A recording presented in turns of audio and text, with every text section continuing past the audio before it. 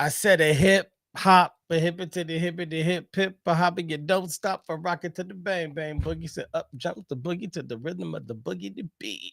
Boom!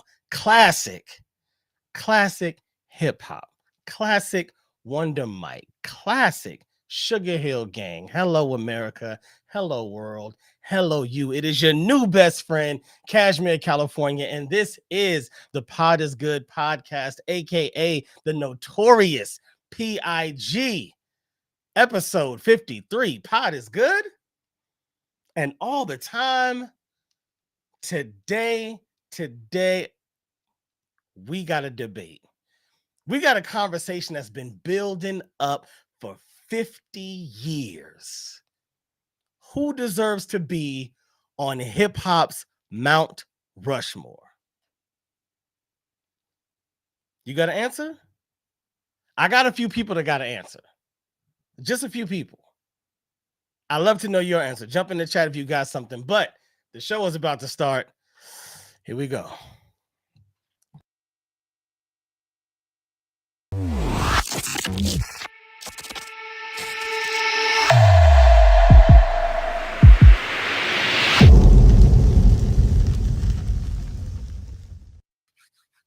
Gentlemen, let me get y'all on the screen. Welcome, ladies and gentlemen, welcome everybody that's on the panel to the first Ultimate GOAT debate. Today, we debate Mount Rushmore, the Mount Rushmore of hip hop, as we celebrate 50 years of beautiful culture that's been building and growing and taking over in every direction possible. Let's slow down a bit and find out who deserves to be enshrined on that mountain. It's a conversation we've debated a lot in our own inner circles, but today we debate it on the grand stage as a team with, let me tell you, very different perspectives on how we approach this list. Everybody you see on the screen now has their own list. Yeah, it got like that. It got like that. So let me introduce you to the fellas that will be debating this particular topic. First off, my man KB. How you doing today, brother? Doing good, fellas. How y'all doing? All right. Good. All Good right. to see everybody. Yep. Good to have you. Good to have you. Purcell. How you doing, my guy? Not too bad. How's everybody doing? Brothers, how y'all doing? Good. Good. Love it. My man Kenny, what's going on, bro? What's good with y'all, fam? Hey. Love your background. My son would be like flipping over backwards if he could see this right now. Hey, I'm a nerd at heart, baby. Hey, I love it. My man Sheldon, Master Sheldon, how you doing, sir? Good. Looking forward to this debate. It's gonna be a good one. Reg from the Civ in the building. What's going on, cuzzo? What's up, bro? What's up, fellas, man? Let the Mac Dre Bay Area win. Love it. Lewis, what's going on, family? You in there? I'm here. What's going on, fam? How y'all doing? Good. How y'all doing tonight? Good. Yeah. Good. My man Roger Drakes, how you feeling? I'm good, man. Right. What's up, fellas? Good to meet you. Right. Good to meet you. Representing for the UK and Europe with a UK and Europe perspective. Right. See how them records traveled. I like that. How they cross the pond. Exactly. How the records cross the pond. All right. So for everybody watching, number one, this is a group debate. Not only with this group, it's anybody watching. If you want to jump in, chime in, give us your perspective, your point of view, give us your list. You might have your own Mount Rushmore you already done put together. We will definitely talk about it, bring it on screen, and let you be a part of the debate. This is the first Ultimate GOAT debate. There will be others. We will debate sports and music and a lot of different facets the way we are doing tonight. But we start off with, to me, I just feel like prime picking. I mean, Mount Rushmore, that's something to sink your teeth in. That's something to sink your teeth in right there. Yeah. And so let's start with this. Mount Rushmore is, if no one knows, let's give a little bit of a history lesson. I can't even remember what state it's in. Regardless of the state, it is a huge mountain. We know it, right? Y'all got me? What state? Right. What state is it in? Right. It's in one of the Dakotas, I guess. I'm assuming. Okay, in the Dakota. We're gonna go with that. All right. So once upon a time, they chiseled and carved into a massive mountain using dynamite and explosives and chisels and little people, whatever they use, whatever they could find to create Mount Rushmore. There's a little controversy on it though, because they say that it was built on Indian land, as well as the person that I think either designed it or paid for it had ties to the Ku Klux Klan. But hey, that's America. That's what makes Mount Rushmore American. Everything about that story is 100% American. So so what better? We got a history lesson tonight too. That's good. Right. Yeah. What better way to go with the conversation? So you had George Jefferson, Abraham Lincoln. Did you say George Jefferson? I did. Yeah, I thought I was tripping too, bro. I was like, George Jefferson. What Mount Rushmore is that? You read George Washington. I love to make sure people are listening. I got you. All right. So George Washington, Theodore Roosevelt, Fred Sanford on there. Red Fox, there you go. Cardi B. No. Okay. All right. George Washington, Theodore Roosevelt, Thomas Jefferson, and Abraham Lincoln. Right. Okay.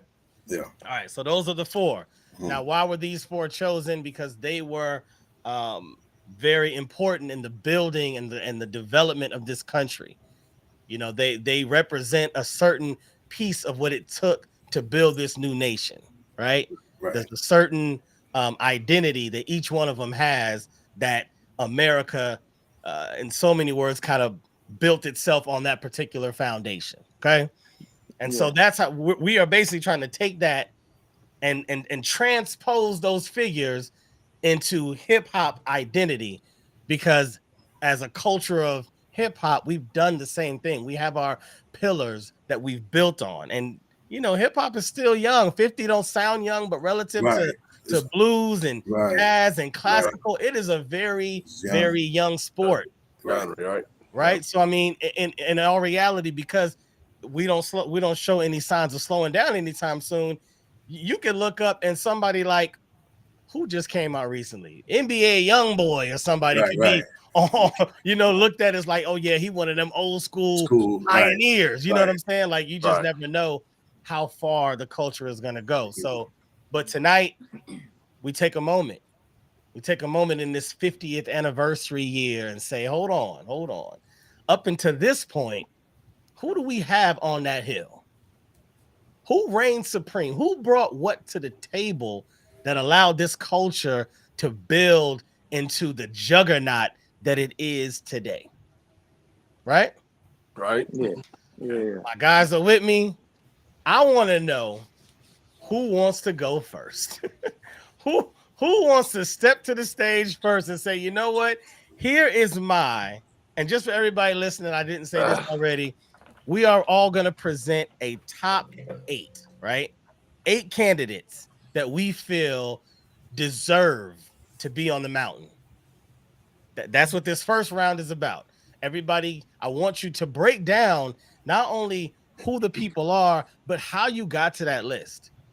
What was your criteria that made you pick out those particular icons? Because a slight twist in perspective, you know, that list can look completely different. And we're about to show that right now. We're about to show that right now. And so I do want to know, well, how did you get your list? So my man, hold on. Do I see any hands up? Do I see any hands? I'll go first. I'll go first. All right. First, you know, for everybody, introduce yourself, you know, maybe a little bit of, you know, what hip hop means to you, how you grew up on hip hop, you know, just a quick little intro so they know who you are. And then let's proceed with your list. Gotcha. Purcell, Jasper, reigning from, located in Carson, California. The neighborhood is called the Delamo area of Carson, California. Hip hop for me, I was actually born in the year of hip hop, 1973, and I never knew that. And I've always just had felt like I've had a relationship with hip hop. Hip hop is just it's a special culture because hip hop is not the music. Hip hop is the culture. Rap is a part of hip. It's a fact. It's special to me because it's that it seems like it represents what America wanted the melting pot to be because it just feels like hip hop just has love for everybody that has for it, whether you're white, black, Hispanic, Asian, whatever. It's a special culture. Carson, California, young entrepreneur trying to start out with a company. My company is called About Our Trails. More on that to come later, but so I'm gonna get started. Should I get started with my 8 right now? Let's do it. Okay. Let's do it. So in no order, I guess we'll argue that later. But on my list is Black Thought. I also have Busta Rhymes. I also have Ice Cube. I have the Notorious B.I.G., aka Biggie. I have Nas. I have MF Doom. I have L Cool J. And I have Run C. Okay. And what was your strategy? How did you come up with those 8? My personal strategy, and MC, you gotta have wordplay, big words, and flip them in a way for a listener to be like to hear it and be like, wow, what he just said was mesmerizing. The lyric that he just that was dope. So, wordplay is one thing that I need when I hear MC. The voice has to be dope. Um, Stage performance. Um, your lyrics are nice. Your lyrics. Again, I'm losing. I'm drawing. Those things are my main things for MCs right now. Okay.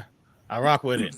Does anybody have any debate with any name that they heard? I just need to know right now before we keep going.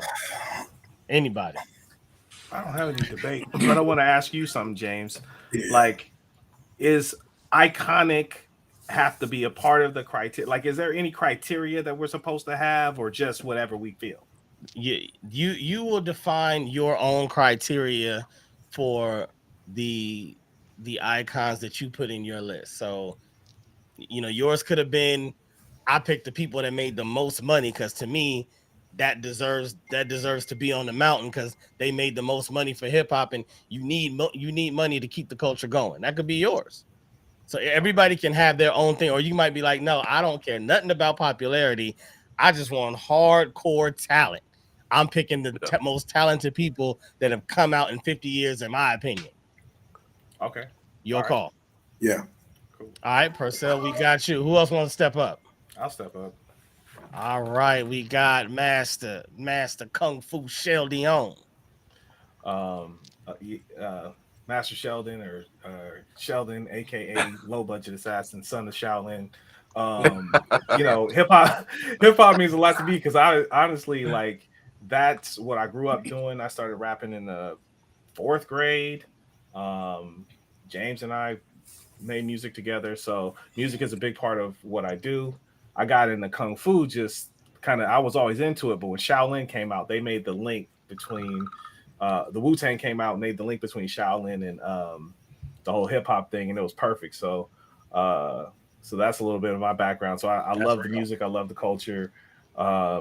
Big fan. So I said something in a list that I gave to James, which has kind of altered since I said something. So I'm going to say the list that's up for me now. And thank you for all the... Hold on. I'm sorry, Purcell. I ain't even put your list up on the screen. My apologies. I meant to put everyone's list up so people can see it. So my Gotcha. apologies. No My worries. apologies. We'll jump back to yours just so everybody can, get a hold of your list. But Sheldon, sorry for disrupting you, sir. Continue. Oh, no worries. So there's a few changes, little alterations than what I told you, because I had time to think about it, and I heard other people say some really awesome things, and I was like, yes, this has to go on the list. So you're gonna have to update mine. Okay, so Scarface, It's not Andre 3000. Okay. Busta Rhymes, Kendrick, Jay-Z, Nas, Black Thought, MF Doom. Okay, so you just changed Common to Kendrick. Yeah, and I must have removed Most Def for Black Thought, but that's a hard one. But this is why I said you locked in. So yeah, I'm not accepting any changes. Too late. The You're show not started. This is your list. Most Def, Nas, Jay-Z, Busta Rhymes, Andre 3000. All right. Everybody else is the same, but I actually would request if I could change Common for Black Thought. You cannot. I can't. Okay. You are locked in. I'm locked in. I'm rocking with Common all day. Common and post Erica. Common is your guy. 100%. He's your number one. Actually, I'm gonna move him to number one. Common is your guy. All right, yeah, that's my dude. All right. Okay, good list. Anybody got anything to say about Sheldon's list? Yeah, who is MF Doom? What? Don't act like I'm the only one that don't know who MF Doom is. On here. Oh man! I mean, I might know who he is. I just don't know. I don't know him off top. Let me just say this: he's a wordplay master. He's ridiculous. It's nonsensical. It's hilarious. It's one of those things that if you're up on it, you're up on it. But you'll enjoy it. It's fun. I'm gonna have to check him out. Do you remember the group KMD from back in the day? They had Peach Fuzz. Peach Fuzz. Zev Love X. Yeah. Nah. Okay. That's who it's from. He was in that group. Okay. He was in that group, but MF Doom is his own thing. Okay. Right. I feel like I've heard the name. If I listen to a song, I'll probably be like, oh, that's, you know what I mean? But yeah. Okay. I mean, I wanted to know who that was. I'm sorry. Yeah. I guess I am the only one. And then, also on the Gas Face by Third Base. Yeah. He was featured on that too. Right. All right. Taking notes, fellas. Taking notes. There we go. We enlightening each other today. Yeah. I love it. All right. Thank you for that, Shell. Who's next to the stage? I'll go next. All right, KB. Amen. What's going on, y'all? This is Keith KB Burrows, originally from Northern California, born and raised in San Francisco, grew up in Fairfield, California, representing the 707, and currently reside in Seattle, Washington. And for me, hip hop has always been important ever since I was very young. And I give credit to my older brother because he would always have a lot of what was current at the time of just albums on cassette and or vinyl. So that just helped me just have endless love for hip hop to where it is today. And so I'm also an artist myself as an MC and a singer. And just try to live one day at a time. Respect. All right, let's hear it. All right. By chance, will my list be able to get put up so that way I don't forget anything? I'm just asking because I want to get that will the list. I just want to make sure I don't, I got you. I appreciate that. I got you. In no particular order, I got KRS-One, I got Rakim, Big Daddy Kane, Jay-Z, Fonte, Nas, Skyzoo, and the late great Bundilly Dilly Dilly Dilly D, Heavy D. Respect. Now I'm gonna be honest, though I love I ain't gonna say nothing about Fonte. That's easy. Little brother, that's Right. if you know, you know. I ain't gonna front. I don't know a whole lot about Sky Zoo. You gotta talk to me about this. Cause this Mount Rushmore. I feel like I should know. I should know who the zoo is. So who's Sky Zoo? Talk to me. No doubt. No, oh, sorry. Go ahead. No, I was gonna say, are we gonna do the list and then come back, or are we gonna get into it now? No, I just want to hear about that one. Okay. I just want to get into that. All right. Well, Sky Zoo, he's from Brooklyn, New York, and he was actually featured on 106 in Park's Freestyle Fridays, and he did really good on that. I think he had a battle against the MC named Jen, and Jen won that battle, but Sky Zoo and Jen I thought were neck and neck during that particular battle, but Sky Zoo ended up becoming just a real solid, real consistent just artist, in my opinion. His catalog, I think, while I don't think anyone's catalog is flawless, his catalog is definitely very consistent to where each album has some similarities, but they're also different from the next album or previous album to me. And he's very dope with just concepts. He's real good with, having double entendres, double meanings. And his latest album, The Mind of a Saint, was a dope concept album where he used the character from Snowfall. If Franklin, I think it's his name, Franklin Saint, were to be an MC, this is what his album would sound like, basically. But it's, Sky Zoo, obviously, performing on the album. It's super dope. Got you. Okay. All right. I like it. That's your top 8. I rocks with it. Thank you. All right. Who's next? I'll go. Got my man Roger Drakes. Let me get you over here, sir. Eventually, situation to respond. Drakes, can you hear me? Can y'all hear me? I can hear I hear you. I'm like, Roger.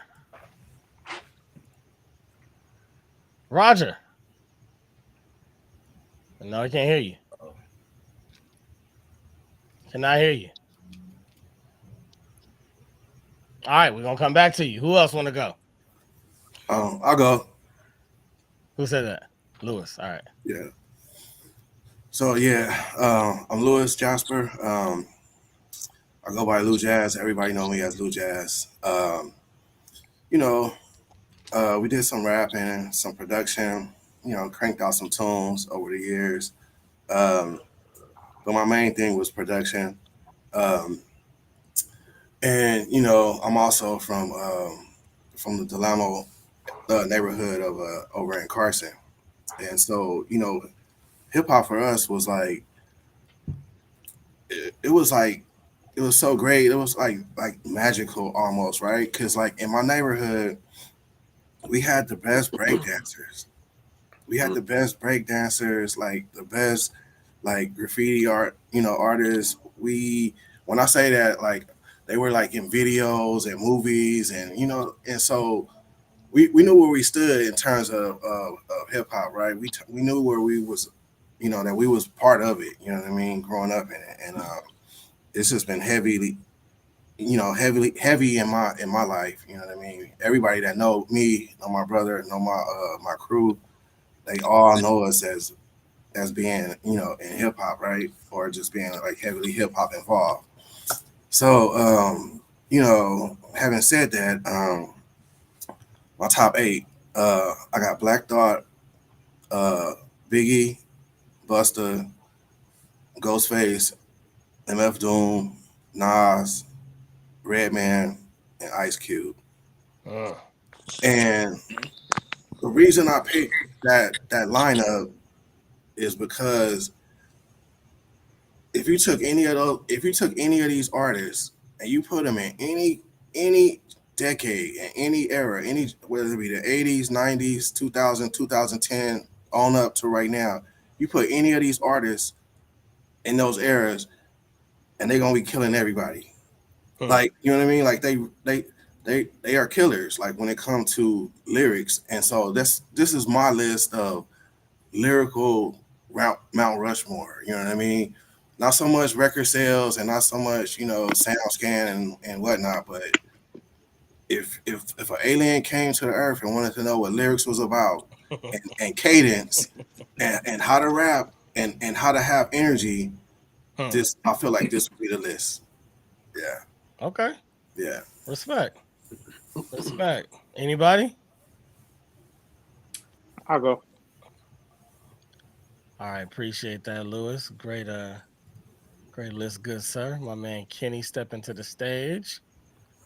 Get you over here, Kenny. Where you go? There you go. All right, what up, Ken? What's good, fam? What's good, brothers? That's good. Yeah, Yo, bro. what's going on? I so hip hop for me is foundational. I'm an '80s baby. Um, grew up in Compton, Watts, in the hood. Bounced around a lot.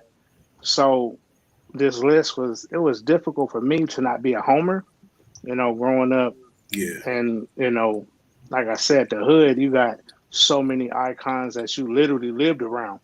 Yeah. But I feel like Lewis on when I built my list, when I put together my list, because I didn't know how to break the criteria down, or how to contextualize how I looked at it. But I felt like the way he said it, any era, from the '70s up to right now, you can put these cats in there and they can stand and go toe to toe lyrically, flowing in and out of time. You know, um, I think uh, I think Purcell said something as far as stage presence and how to command the room. They all kind of fall into that category, but it's gonna be debated.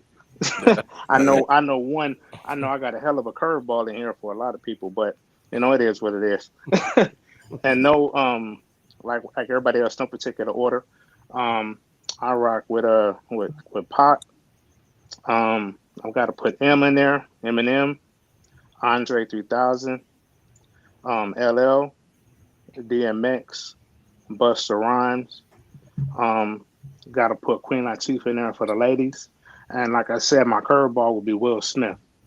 Um, and I put all of them in there because if you look at every person in a catalog, you can pull an album or pull a track out that from day one to now, when you turn it on, whether it be a beat drop, a lyric, young or old ears, they were like, yeah, I know what that is. I know who that is. And I really went for generational impact and global impact. Kind of say any one of them names. I forgot somebody in the UK. I forgot your name, bro. But Roger. I think Roger. I'm pretty sure Roger can say, yeah, I know who every single one of them people is, and they, and he across the pond.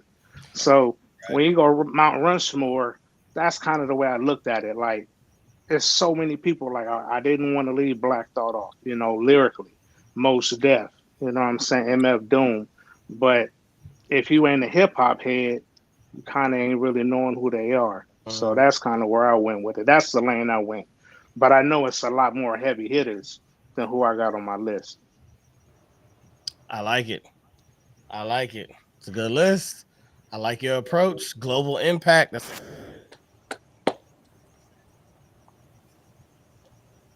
All right. Who's up next? We still got left. I'll go, man. Gotcha, Rich. All right. Let me take this off.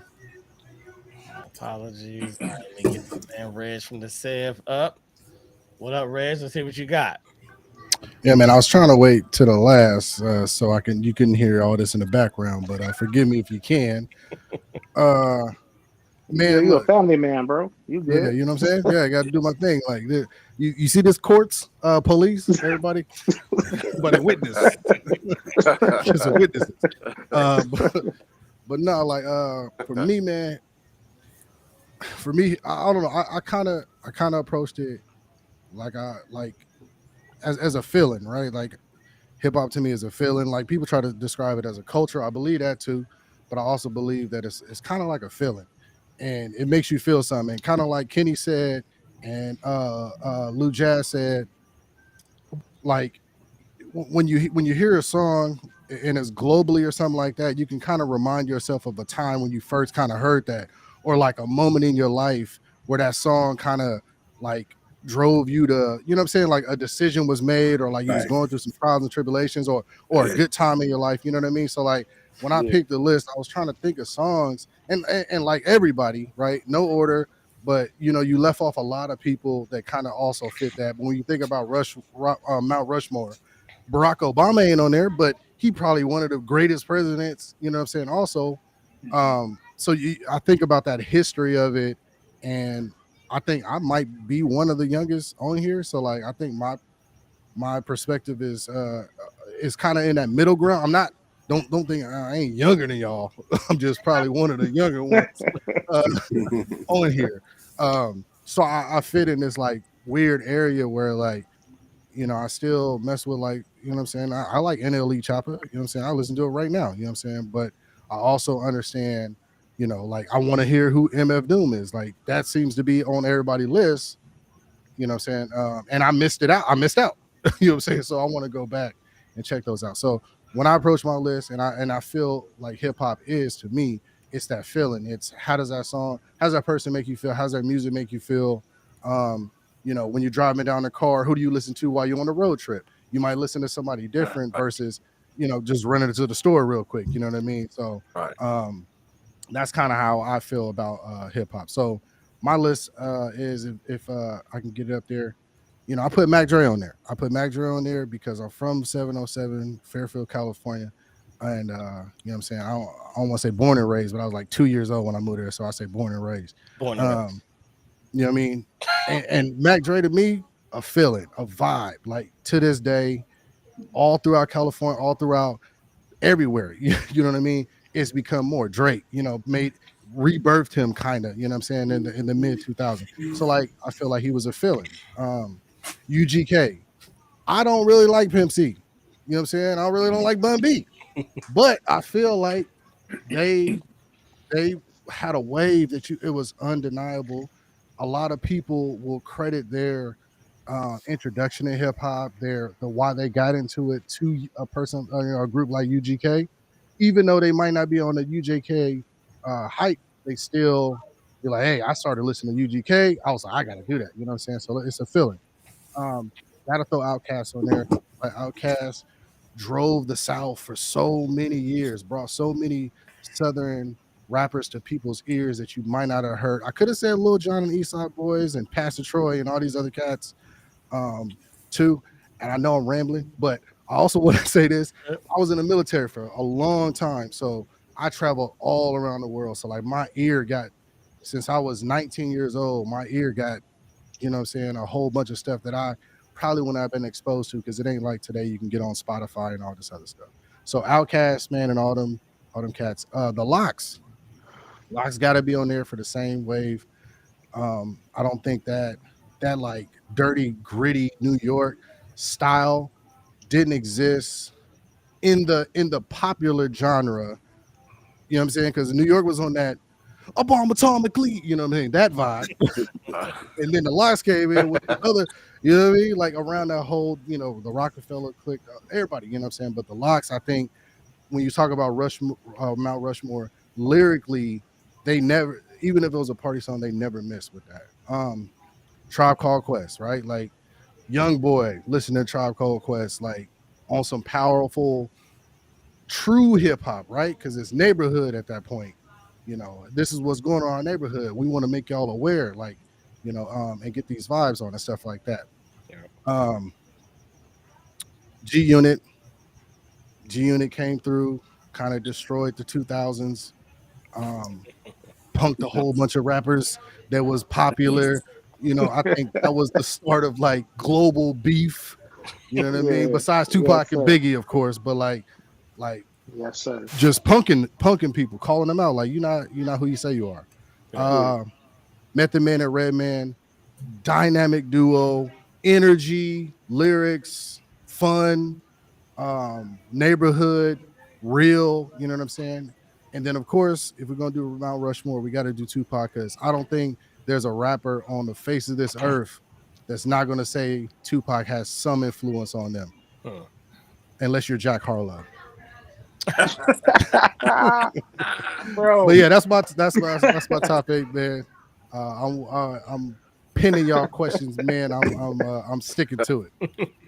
Oh man. So my bad. I've got so much stuff on my screen. I kind of missed the chat. We were confirmed that South Dakota is where Mount Rushmore is at.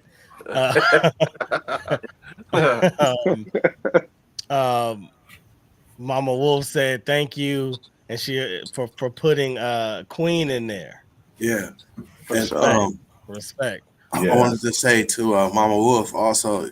Yeah, I didn't. I thought real hard about putting Roxanne Shante, and MC Light on there, right, on my list. Same. But you know, I'm looking at the body of work. You know what I mean? Yeah. I'm looking at the body of work, the longevity, you know what I mean? Yeah. Latifah, dope. You know what I mean? Bahamadia, dope. You know what I mean? Right. So I got my list of ladies, and Same. Don't trip. We're gonna have a debate about specifically the ladies. Come on. All this is coming. I'm telling you, this is just gonna open up Pandora's box for us. Mama Wolf also said that Reg, it's not fair. Groups don't count, but she just said LOL. She also seconds the MC Light, which I think we all can agree it was very tough. There's a lot of names that were very tough to not, put on our list. I completely understand. And she basically said, I think she was talking about Queen. She was saying huge influence on the culture. Either that or she was talking about Light, which truthfully you could say that for both of them. Both of them. Right. Yeah. Both of those ladies were dynamic. That's the beauty about hip hop, man. If you get into it, boy, black, white, and indifferent, we can find some talent that has come through and move some mountains. You know what I mean? So and then you got the crews. You know what I mean? Flavor Unit, Native Tongues. You know what I mean? MC Light, her crew, awesome too. Milk and them. Milk is chilling. You know what I mean? Gizmo, Juice Crew. You know what I mean? It gets so deep. That's a whole nother debate right there. I'm telling you, we're gonna get into them. All right, Reg, I appreciate it. Is everybody went? Roger, are you back on? Still can't hear you. What happened? You was loud and clear before. What be going on, man? What be going on? All right, well, while we try to get Roger on, I'm gonna try to do mine. So I hear the approach of you gentlemen, and when I originally started my list, I kind of had the same approach, and then I started really thinking about and then I started thinking about Mount Rushmore and who those people meant, right? And I really started thinking foundation. I really started shifting into, if I thought about a Rakim, what did Rakim stand on for him to be Rakim? You see what I'm saying? If I thought about Pac, who did Pac stand on to be Pac? Just overall. And then I also started thinking, if I'm thinking about foundation, I also got to get outside of just the lyricists. Yeah. Because as we know, somebody alluded, I think it was Purcell, alluded to 73 is when it started. Well, it wasn't about the MC back then. Right. So in trying to reach to that foundation, I'm like, okay, that kind of, put me in a different place. Hold on real quick. Roger, you in or no? Yeah, can you hear me? He's back. Back. All right, I'm gonna Back go. like I never left. All right, don't leave again. Don't leave again. Okay. All right, so I'm gonna put my list up, but I will say it is very different than all of the lists that we've heard so far, which is gonna make this extremely interesting. All right, Nick Cannon. I'm just playing. you close. No, Lil Bow Wow, I close. got a song I like, right? All right, Lil Romeo. all right. Here's my list. So I started with the incomparable DJ Kool Herc because I'm thinking, well, what started hip hop? Cool, Herc. Yeah. In 73, they said it was this dude that was DJing this after school party, and Yeah. he started putting together the break loops, and Yep. next thing you know, that created the sound. So I'm like, well, that's pivotal, right? The DJs, the B-boys, the MCs, nothing builds without the sound. Like, he created the texture. Then, of course, I wanted to throw, just like you guys did, groups. I want to just call it the DJ as one slot that covers Kool Herc, Flash, and Theodore. Right. Because I felt like you kind of need all of them. You need Herc to put together the sound. You need Flash to re-innovate the turntables. You need Theodore that brought the scratching. Scratching is quintessential hip hop sound. Right. Exactly. You know what I'm saying? You throw it's hip hop. Yeah. So I felt like you gotta go there. So those first three spots was really tough for me because I kind of felt like I can't put one in without the other, but also didn't feel like it was right to just do the founding DJs because it's like, it's supposed to be one head. You know what I mean? These are four faces on the mountain. Moving forward, I put in Sylvia Robinson. If no one knows Sylvia Robinson, Sugar Hill Records. Sugar Hill Records was founded by Sylvia Robinson. So without Sugar Hill Records, we don't get Sugar Hill Gang. Without Sugar Hill Gang, we don't get the first commercial hip hop song. Ironically, you also don't get the message with Flash and the Furious Five bringing Melly Mel on stage, which is why I put Melly Mel on there. You don't get the opposite because I feel like that created the duality of hip hop that we see today. You got the underground, you got the lyricists, you got the respect, and then you got the party and the commercial and the laissez-faire.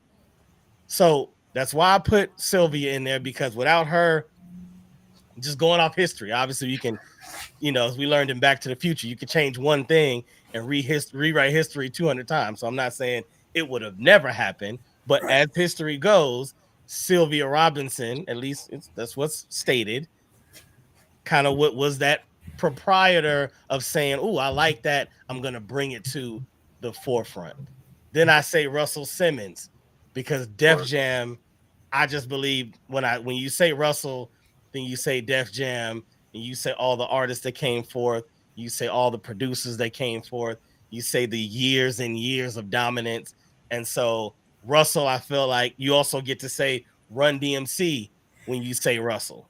So you cover a lot of ground. You cover the influence. You cover the movement from this just being a New York thing to it being like, with Sylvia, kind of became like more of a nationwide thing, but it still was a New York thing. But all of a sudden, Russell made it like, no, we doing stuff with Aerosmith. We doing, we doing nursery rhymes. We doing Christmas songs. Like, it went to a whole nother place. So I put Russell in there.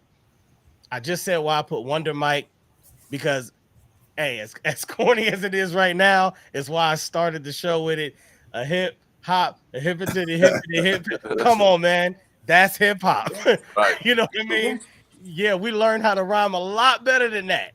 And we all know he didn't write it, but we're going with the face. Right. You know what I'm saying? We're going with the faces. And so he at one point was the commercial face of hip hop before they knew anything else, before this man came out and said, hold on, y'all need to know about the struggle. And Melly Mel brought y'all broken glass everywhere. So and next thing you know, the world just didn't know a sound, but they also knew the struggle. They had an image that was really going on. And so I put Melly Mel in there. And then last but not least, I put in LL. You know why? Because Wonder Mike took us to party. Melly Mel brought us to streets. And LL brought us balance because LL said you can be hard, you can make party songs, you can talk to the ladies, you can slow it down, you can fight. LL said hip hop does all of it. Right. And so I felt like he was that guy that says, don't put hip hop in a box, because hip hop can battle you on the street corner. Hip hop can serenade you at a concert. Hip hop can do it all. So that is my list. Say something. All right. Yeah. Now that you can hear me, I'm definitely gonna question a couple of choices on that particular list, because ultimately Mount Rushmore is going to be a place of respect and revered for certain things, and a lot has changed over these people's lives in the last, say, 30 years. Yes. Since they became adults. So some people will have to be disqualified from Mount Rushmore based on, their legacy events as they grew. Yeah. Exactly. But now that you can hear me, representing from the UK, London town, my name is Roger Drakes. But my DJ persona, how they knew me back in the day, especially, is DJ Dodge. Every time I go to London nowadays, people just say Dodge, and I still look around because it's me. But basically, since I've been in LA, I've kind of transitioned into some grown man government title of Roger Drakes, which is my official name. And obviously, coming from the UK, we had a different perspective, but because of our sources were the same primarily, which was, say, UMTV Raps, the Box. Remember the Box? Yeah. We all had radios, we all had hip hop DJs who had shows and everything. And we had one other thing I don't know if you had in America, which was fantastic. We had pirate radio as well, which was like illegal broadcasters. So they were the source for all the underground music, all the stuff that the radio would not play and the mainstream weren't up on. The BBC, obviously, British Broadcasting Corporation, they weren't about to play the new Big Daddy Kane single. But we had literally 50 plus underground stations that were all illegal. Cats would buy a transmitter, go into a high building, like what we call a council estate building or whatever, and they would broadcast. Somebody mute your mic. Huh? Says somebody mute your mic. I'm hearing. Oh yeah, baby talking in the background. Or is that you? Yeah, it's me. Yeah, they would literally buy a transmitter box from the equivalent to like a Radio Shack. Yeah. Go into a high building, like a 22-story council flat, our equivalent of the projects. Yeah. And literally set up your decks and your mixer and start playing to the whole of the city, like within, sometimes 50, 60, 70 mile radius. So we had that, which basically brought all the music into us as UK people. Like we had all the underground cats from the not just from hip hop, but also before 70s funk, 80s disco dance. Everything was always being pumped in to our ears. So I say that to say, in my eyes, rap might be 50 years old as such, but as an evolving musical genre, it's probably more like 80 years old, maybe 70 or 80 years old. If you think about the blues and the bebop and cats used to scat back in the days, which was a form of right. Yeah. Right. And then I got Stevie Wonder rapping, James Brown rapping in which was 70s recordings, right? That's a fact. Yeah. Blondie was rapping in the early 80s, obviously, as a pop artist who kind of introduced it to mainstream ears with the fact that she was spitting on a pop track. Blonde white chick, but she was still not singing notes. She was kind of scat, right? So it's definitely something that's been around and evolving, and obviously now still evolving into mumble rap, dare I say it. But it's definitely been moving and changing for a long time. So yeah, throw up the list and let me break down why. And I heard some that I definitely missed, like everybody else. I was like, oh man, I didn't even put in Dre 3000. I didn't even put in a couple others I heard. But I'm cool with this, and this is kind of in order as well. So I'll go with Nas, obviously because of the breakthrough obviously album, but not only the fact that he did that, but then he was fairly consistent for a lot of time, even though people always compared it to the first album, so it was difficult. for him to actually do another Illmatic, which he didn't. But I give him full props for keep going. And he also had a couple of albums which were closer. And then recently, in recent times, he's been spazzing. Nas has been, if you hear the stuff with Hit Boy, if you know the last say 3 or 4 albums he's made, he's really, really focused and really sounding, you know, up there, polished, lyrical, you know, and obviously he finally has the one thing that I always believed he missed over other groups, including say a Jay-Z or a G Unit, which was production. I always felt he lacked production on album 2, 3, and 4 maybe. It was like, you know, and also he lacked he didn't switch his flow up enough. I felt like he sometimes he would sound like he's not rhyming to the beat. He's just doing him. So that's him. Then if I take it back, I'm probably the oldest on the list, but we could find out later. But Big Daddy Kane was a huge influence because of not only was he had the entertainment element with the dancing, you know, Scoob and Scrap Lover with the flat tops, the stage presence, you know. You know, he was a lover boy, so he had the smooth tracks for the ladies, but he also had hardcore tracks like Raw and Set It Off, which were like stone cold classics. I DJed throughout that whole period, so I know the reactions to those beats. You know, James Brown loops and whatever, the funk beats. So Kane had that, and he was just a cool cat. You know what I mean? He was so cool.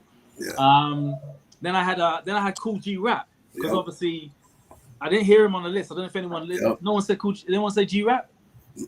No, I mentioned Juice Crew, but I didn't. Oh, you I mentioned didn't Juice Crew, right? All right. Well, Juice Crew, yeah, that's good. So obviously Juice Crew, Big Daddy Kane, Marley Marl, Master Ace, Cool G.O.A.T now for his patterns. Oh, you know, he was a thug, and obviously it was like retarded lyrics or whatever, but his patterns were like it was like rap bubonics, where he would just almost like twist words to make them fit, you know. And I really felt G.O.A.T, but you know, back in the day I was a big G.O.A.T fan. Cold Chillin' from what was the first, what was his single? Poison, I think it might have been his debut. With I can't remember his DJ name. Polo. DJ Polo, right? Right.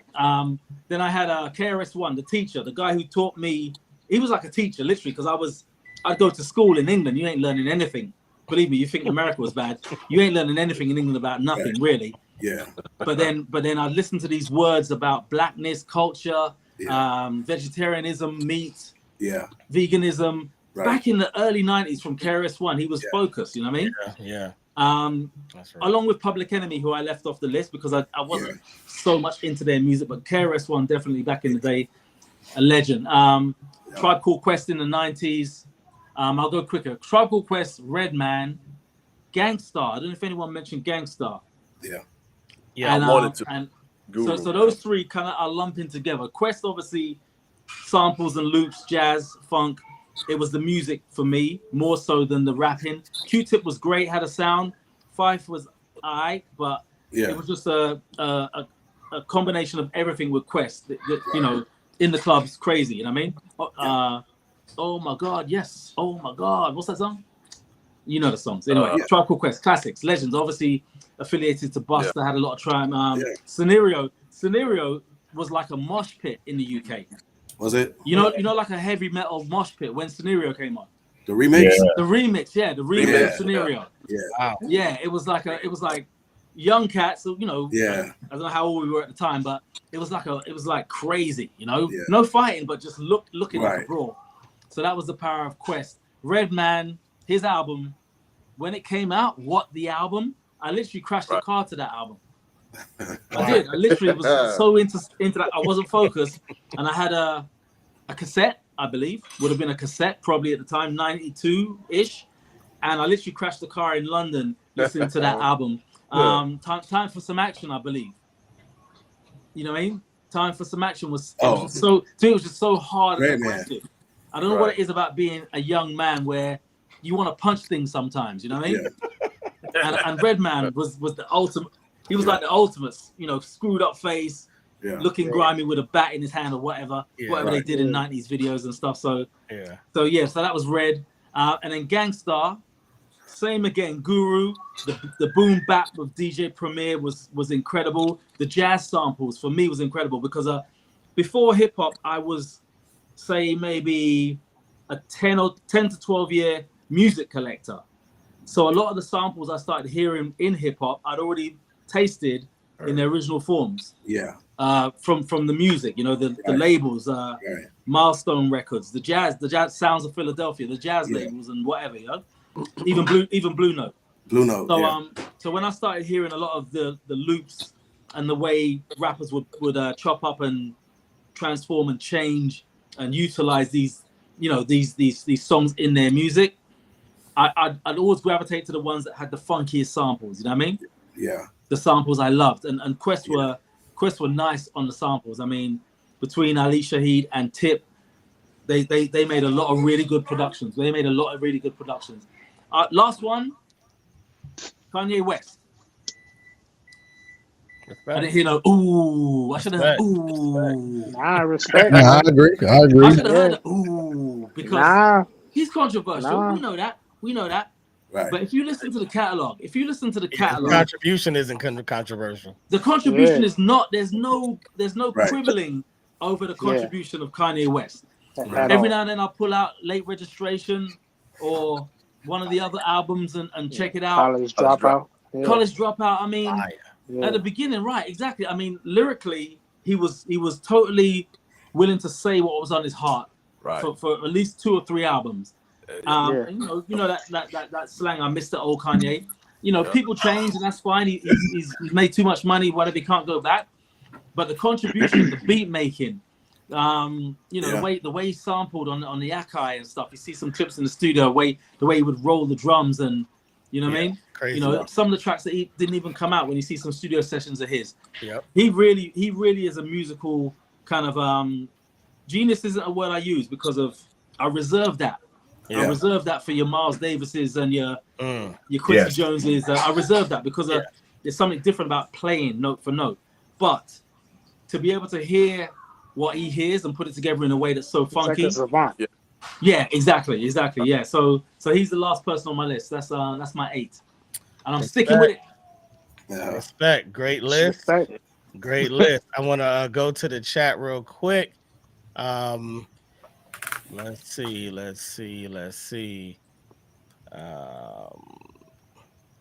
All right, so Obama Wolf has her. Hers was Grandmaster Flash, Furious 4, Slick Rick, Dougie Fresh, Rap Pioneers, Facts, all facts. Jetty Taylor said DJ Kool Herc. Yes, she was with my list. So he was on her list. Yeah. As number 1. Okay. That was on my list as number 1 too. Kelly sent out claps for the ladies, Queen Latifah, Lauryn Hill, Missy Elliott, and yes, Beyonce. That sounds like my list. When me and you was arguing. Right. Disagree. Okay. Disagree. Beyonce on there. Can I ask a question right quick? Yeah, ask a question. Beyonce? Yes. Bars. Thank you. Bars.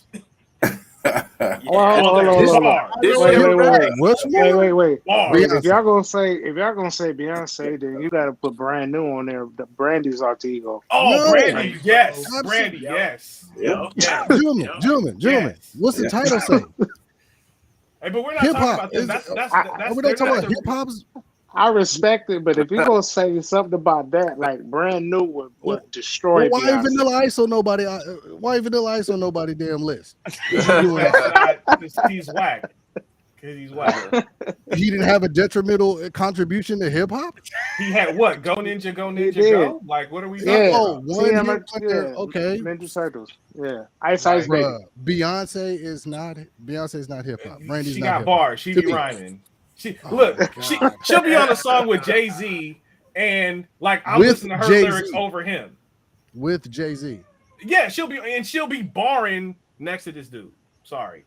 She got bars. So she get all right. Okay. She's part of the culture. She's not in the Rushmore though. We're playing. Okay. She's not Rushmore though. She's not MC. Okay. I agree. She's done some. I agree. Lauryn Hill, Auntie Jetty in there too. I agree. Lauryn Hill.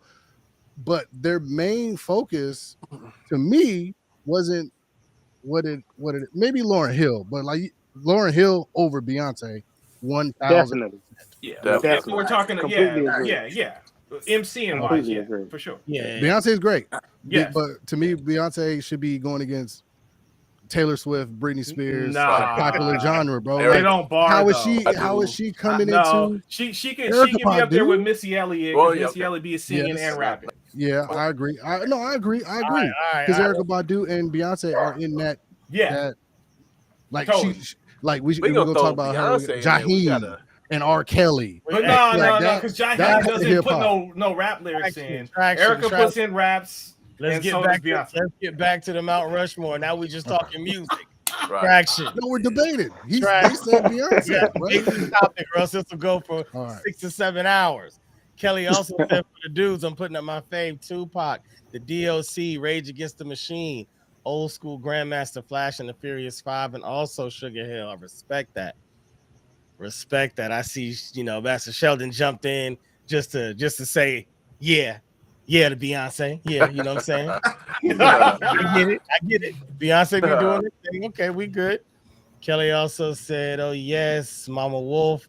I forgot old school lady MC Light. Come on, man.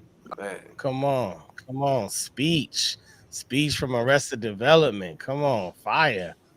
Dougie Fresh. You know what? The beatbox is something that's rarely talked about when we talk about legends in hip hop. I was trying to Biz Markie. Man, like we don't really talk. There's so many people you got to take off. We know it, we respect it, we love it, but rarely is it brought up in these certain types of top 10 or legend status conversations. So shout out to her for bringing up Dougie Fresh. Yeah. Beyonce is educate me, please. All right, I think we over that. I think we got that out. Kelly also said I bought a lot of Public Enemy and KRS-One, but I like to be able to dance to the music. That's a good point. Like that's kind of why I was talking about the difference in Wonder Mike and Melly Mel. There's times that you just want to listen to hip hop, and there's times you want to party to hip hop. You want to dance, right? You need both of them. Right. That's what makes our genre so crazy. You know what I'm saying? Like you never go party to classical. You just don't. Right. You know what I'm saying? Right. We have one of the few genres that gives you various facets for you to do different things in your life. You can clean to it, you can cry to it, you can party to it, you can, study to it. Like you can kind of do anything with hip hop and the way it's presented. Kelly also said, I love to hear everyone. I love to hear about everyone, MCs, rappers, hip hop artists that you've seen live. That'd be a good conversation too. She said bars. I'm pretty not sure who that was. Oh, she was talking about Beyonce, because that was the bars comment. So shout out to Beyonce. Let's see, brand new, all about brand Nubian. No. Oh no, Brandy. Got you. Jetty said Lauryn Hill. We gotta love Lauryn. We all wish that there was more in her catalog. Kelly said, "Don't sleep on Will I Am on a Will I Am freestyle." Too. Surprisingly, Oh, Mama Wolf said Beyonce does not have bars. Okay. It's getting bad. Even the chat is disagreeing over here. They're disagreeing. Mama Wolf said Beyonce is pop all day. Hip hop? No, sir. And Kelly also put up Baduism. Exactly. I love y'all. Appreciate y'all in the chat. 100% appreciate y'all. Okay, now that we have everybody's top 8, this is when things are going to get a little hairy for us, because one of you is going to remove 2 names from another presenter's list. Oh, the other presenter can debate. Wow. You can debate to try to fight for that person to stay on. And then as a collective, we will then vote to see who won that debate and should that person stay or go. But at the end of that time, you will only have 6 people left on your list. Are you ready, gentlemen? Yes. Ready. Okay. So let me bring up, let's see. I'm gonna start with that's a cool look. I've been trying to figure out a cool look to do this next part. So I'm gonna bring in Kenny and Lewis. All right, that's what I'm gonna do. Kenny and Lewis. Respect.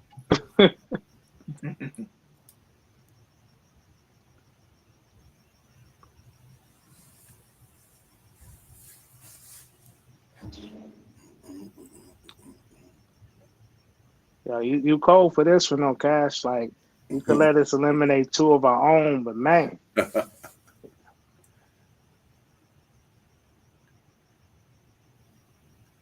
Okay.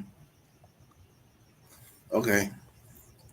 So you waiting for me to eliminate two? Uh I'm eliminating Will Smith for sure. I'm eliminating Will Smith and I'm eliminating Andre 3000 from Kenny's list. Yeah. so I got a question. Yeah. I said it when I dropped the list that my curveball will be Will Smith. Yeah. On what's the grounds of eliminating Will? Okay. So Will Smith. Minus normal. I mean, what wasn't happening with the slap and all of that. Yeah, right. Yeah, minus So all of that. so early on when Will Smith and Jazzy Jeff, their first album, you know what I mean? They Mm, was they was about it. They was we thought we was looking for the next, few albums. But it was just that one album, and then the next thing you know, the next round is Parents Don't Understand, and then that's all she wrote. You know what I mean? yeah, Then it comes to Fresh Prince and then the movies, and so that's all we got from him. But we got other records, getting jiggy with it and soundtracks and stuff like that. But we never got like substance, like a real, like, like two other like studio projects, three, four other studio projects that was dope. You know what I mean? From Will Smith. After that, it just became all like bubblegum and like, you know what I mean, and like poppy, right? yeah, Now Will Smith got talent. He made Summertime. Summertime is a classic song. You know what I mean? So we know he got it, but we just saw him run with the commercialness of parents just don't understand, and then Fresh Prince, and then after that it was a wrap, right? So Will Smith, he like he knows better, like you know what I mean. But you can't be mad at for somebody for going after the money, right? yeah, So right now Andre 3000 is talented. You know what I mean? He is talented. He can rap. He can sing. He can do it all, right? And he has made hits. But most of the like, an artist is dope when they are doing multiple cameos. Like when folks is like, oh, be on this song with me. Oh, you know what I mean? Not to say that Andre didn't have cameos. He did, but like when you think of Andre 3000, you just think of him in terms of Outkast, right? And it's like it's rap, but then it's like some funk, and it's like some pimpery, some pimp, like you know what I mean? It's that player like hustle, right? yeah, And him too, he could have gotten. I mean, he could have been more. They did what they did, and it was great. It was a good product, so you just roll with it, right? You don't change the formula, right? yeah, But Andre, we could have seen more from him too. You know what I mean? And Big Boy, even though Big Boy is talented, we know that Andre pretty much held up Outkast. I mean, he pretty much was you know what I mean, right?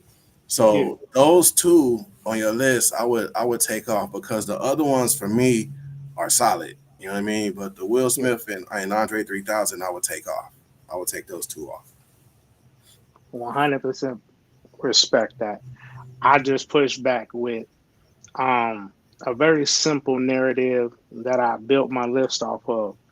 If you strip the gimmicks, if you strip down them, put them If we want to take it hip hop original, put them on the street corner and give them 30 seconds to freestyle and come up with something that would simply split your mind in half lyrically. Okay. I'm finding hard pressed from 89 to right now lyrically, where Will Smith couldn't stand his 10 toes down and drop something that's just like, oh my god. Same thing with Andre Three Stacks. That's that's where I that's where I stand firmly on. Also to push back, this is Mount Rushmore. Mount Rushmore is a global phenomenon that people from around the world come and visit. When you say Will Smith, it's pretty hard to go anywhere in this world and not know who that man is. Right. Same thing with Andre 3000. For those who well, I won't even say those who understand hip hop. For those who have been listening to hip hop for the past 20 years, Andre Three Stacks been featured pretty much every year since he's been out. Now whether or not it's mainstream, that's to be argued. So I really can't argue your points because they legit. Like Will went straight commercial. He did. He crossed over and made that money. And you can argue, was that bag worth it? Right. I don't know. Right. But he got that bag. Right. But lyrically, yeah, I find it hard practice. If you go and look up something right now from Will Smith dropping, like he got it on YouTube. You listen to him coming for the people that came for him. It's just like, boy, howdy. I'm sorry. I don't. These young cats got to step that game up because he's a student. He's like, that's him and Andre 3000 are students of the craft. Like they studied it. I said it when I presented my list. Yeah. It's very difficult to find a lyricist and or performer who can come and get on anybody's track and rap in and out of time, like and hold their own. Like they don't need 6-7 days with the track to come up with 16. You give them 6 or 7 hours and they about to rip it. Yep. So I stand on that. All right. Okay. Good rebuttal. Good debates. Did you have anything else to say, Lewis? No. I'm good. It's gonna go to us. I wish we had an odd number. Hopefully, my chat will jump in. Side note: the chat said that number one, I put it on the screen, but just so y'all can see it again. Mama Wolf said you can't get rid of 3 stacks. Can't get rid of Not necessarily in favor of that option. Master Sheldon said that Andre had hella features. Some of the most classic. This is a fact. Because when Andre is on your song, it's Andre's song now. Yes. Yes. It just is now Andre's song. Tell him why you mad, son. Tell him why you mad, son. Tell him why you mad. That's classic. If y'all don't know that, you missed the whole bad boy movement. Yeah. And Mama Wolf said, LOL. She said, I love pimpery. That's a picture of hip hop. We can say whatever and know exactly what we're talking about. That's true. We got that. We got our own dialect. You know what I'm saying? Right. Pimpery in the dancery. We got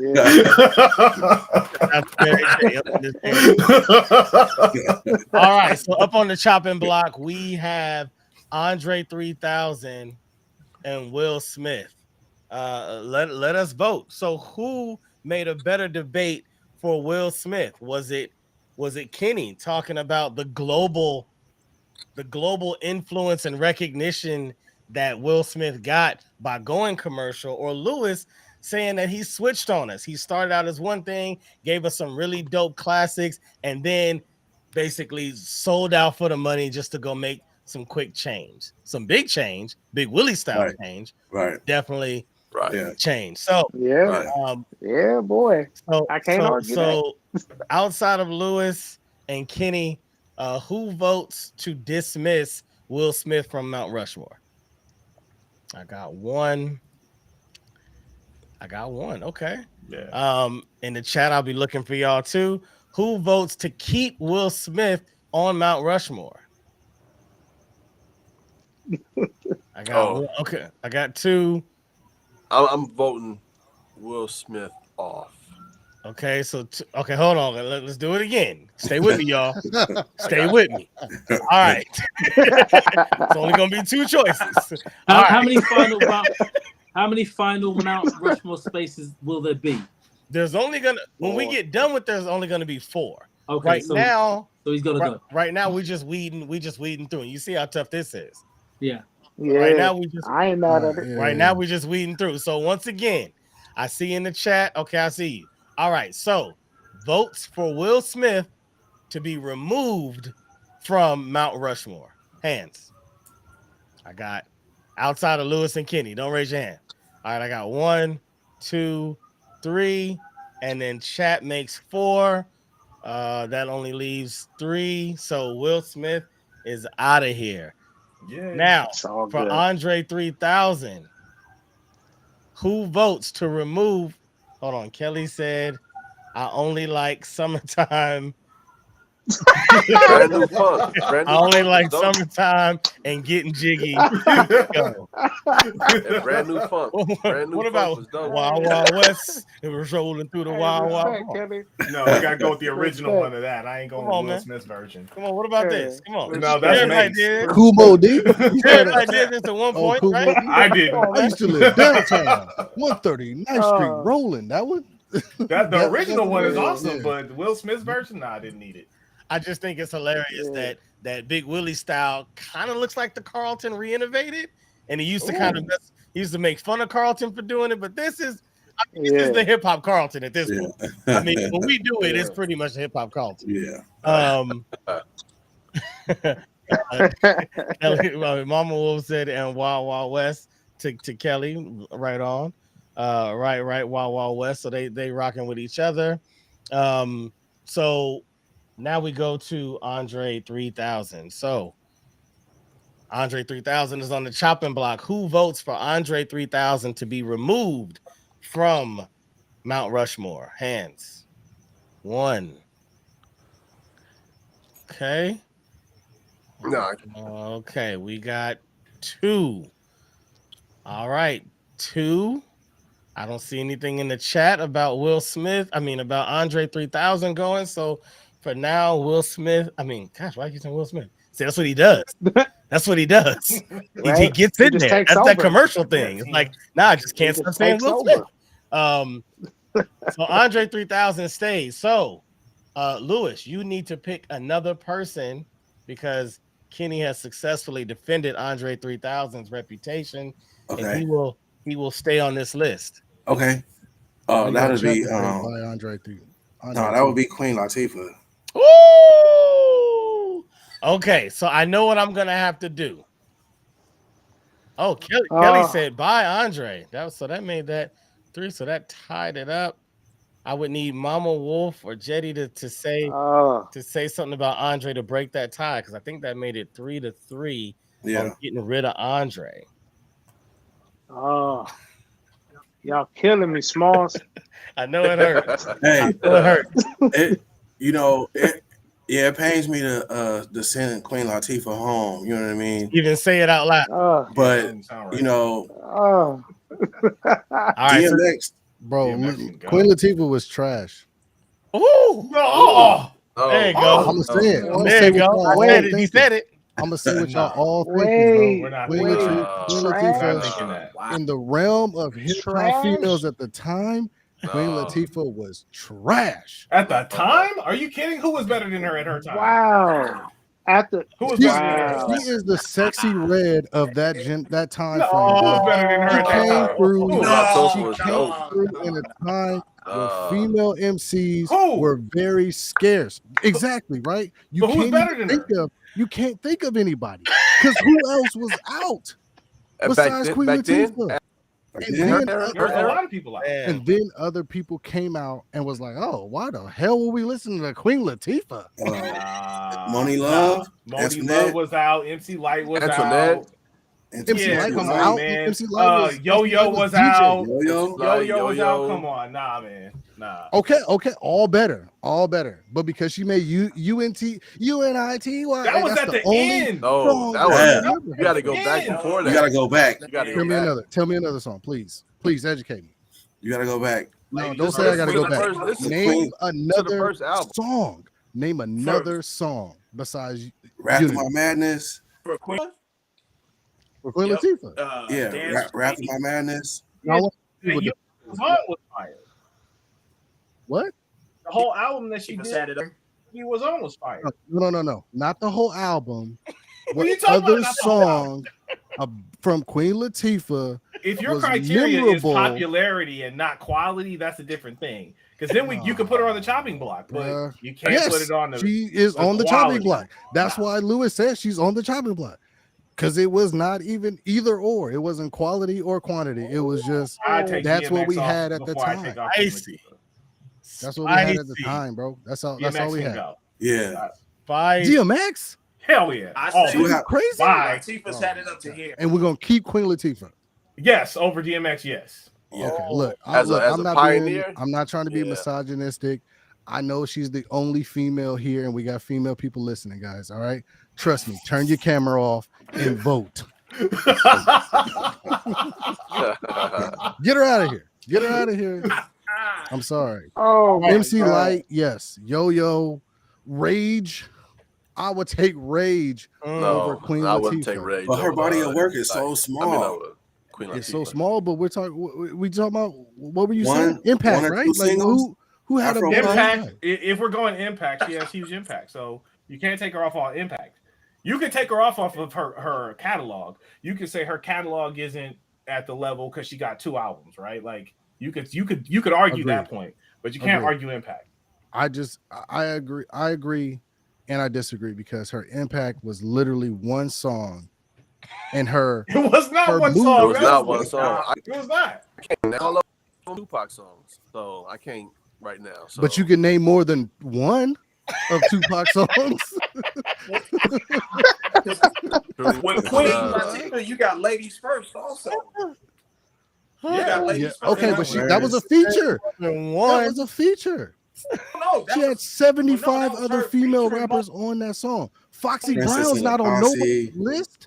Foxy Brown was out when Queen Latifah was there, and she's not on nobody's list. And you cannot tell me Foxy wasn't better than Queen Latifah.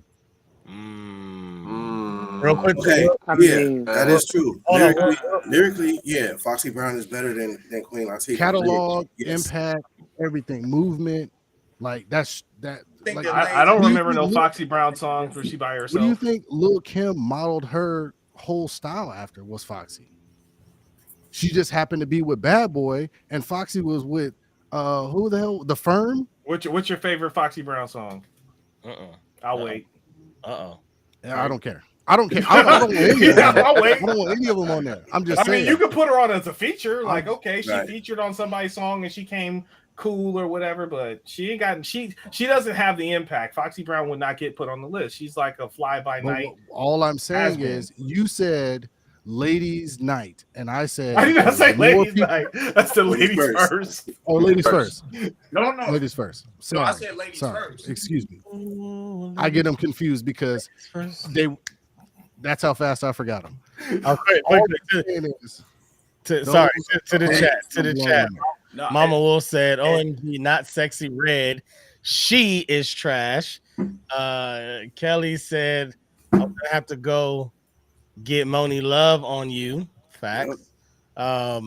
She also said, "UNITY, the whole album." So she's just saying the whole album. But I hear what you're saying, Red. You're saying, "Give me a song. Don't tell me the album," because that's sometimes a little easier to do. Kelly also said, "What's difficult, sometimes the better performer only has 1 or 2 albums, and you are comparing it to a catalog," as Kashmir said. I would say completely different things thinking about a catalog. So she's saying it's a different approach when you're looking at a body of work or a catalog compared to maybe a performance and a lyricist. It kind of goes back to what your criteria is. You know what I mean? Yeah, I know, and I think that's what we're arguing, right? We're arguing the criteria because everyone's different. James, started this, or Cash, he started this, so he won the assignment. He's over there like, oh, this person was an A&R in Def Jam. Like, bro, we didn't know the criteria. You knew it in your head, so you won. We have nobody has nothing to say about your shit. Somebody's gonna take mine off too. Somebody's gonna take mine off too. All four are gonna be on that list somewhere. You're gonna have two of them. So where are we at with Queen Latifah being pulled off the list? What's the vote? Hold on, you're right. I'm sorry. Chat real quick, because Kelly also said, "What if my peak album usurps the catalog?" Yeah. What if their top album usurps the fact the catalog? Like Lauryn Hill, Miseducation could be her top album, but there's not a lot of catalog. It again, and we didn't talk about this in the beginning, but I think we're getting into it. Is that it all depends on whatever criteria you created. So we all know the sport is subjective, right? This isn't points on the scoreboard. It's not they beat y'all 38-10. It's not easy like that. It comes down to when it hits you and what time of your life and how it made you feel, right? And how that stuck with you. So there's going to be somebody that listens to Lauryn Hill right now and is like, oh yeah, I've heard that one song. It's funny how money changed the situation. I heard that, but I don't think it's better than Cardi because I like how Cardi be blah, blah, blah. It's going to hit them different. Their connection to Cardi might feel a little different. So it don't matter her catalog. It don't matter telling them to go back and listen to what she did on Ready or Not and the Fugees album. It don't matter. It's like, yo, my criteria is what hit me. And so we alluded to it earlier by saying your criteria could be, I want to go with who made the most money. I want to go with who broke the bank, who shut it down and hit top one on the Billboard charts like over and over and over again. That's my criteria. Somebody else might be like, no, I'm going off of what you put on paper. These particular artists, you can take away all the marketing and the promotion and the fashion and the stage show and all of that and just read what they wrote, and these are gonna blow you away. Like, everybody has that choice, right? And so that's kind of where we get in the weeds where we are right now and trying to figure out, okay, one person says, yo, Queen Latifah only had one album, right? I just said a few episodes ago, we were talking about something else, and I said, I think it was me and Master Sheldon, I said, who has a better career as a rap artist than Queen Latifah? Queen Latifah has done music, movies, TV show, opera, commercials. She's been a spokesperson, like production. She's done it all. Acting. She's done it all. And when I say done it all, I don't just mean like, oh, she had a part. Like she had Living Single was basically about her and her friends. And Flavor, right. When she did Set It Off, she was down there like the girl and the friends. Like she be You know who did? Flavor Flav. No. Wow. Can we compare them? We compare them? Okay, can we compare them? Real quick. Bro, just compare. You're talking about, oh, she did movies, she did this, she's a spoke. Like Flavor Flav had his own show. Flavor Flav movie, go. I'm just saying. Flavor Flav movie, go. It's the same. LL Cool J. LL Cool J does fit the criteria. You said Flavor Flav. We got to stand on Flavor Flav. I'm just saying. Like, I just threw a name out there to say, like, if that's the criteria, like, there's other people that done the same thing, and Queen Latifah is forgotten.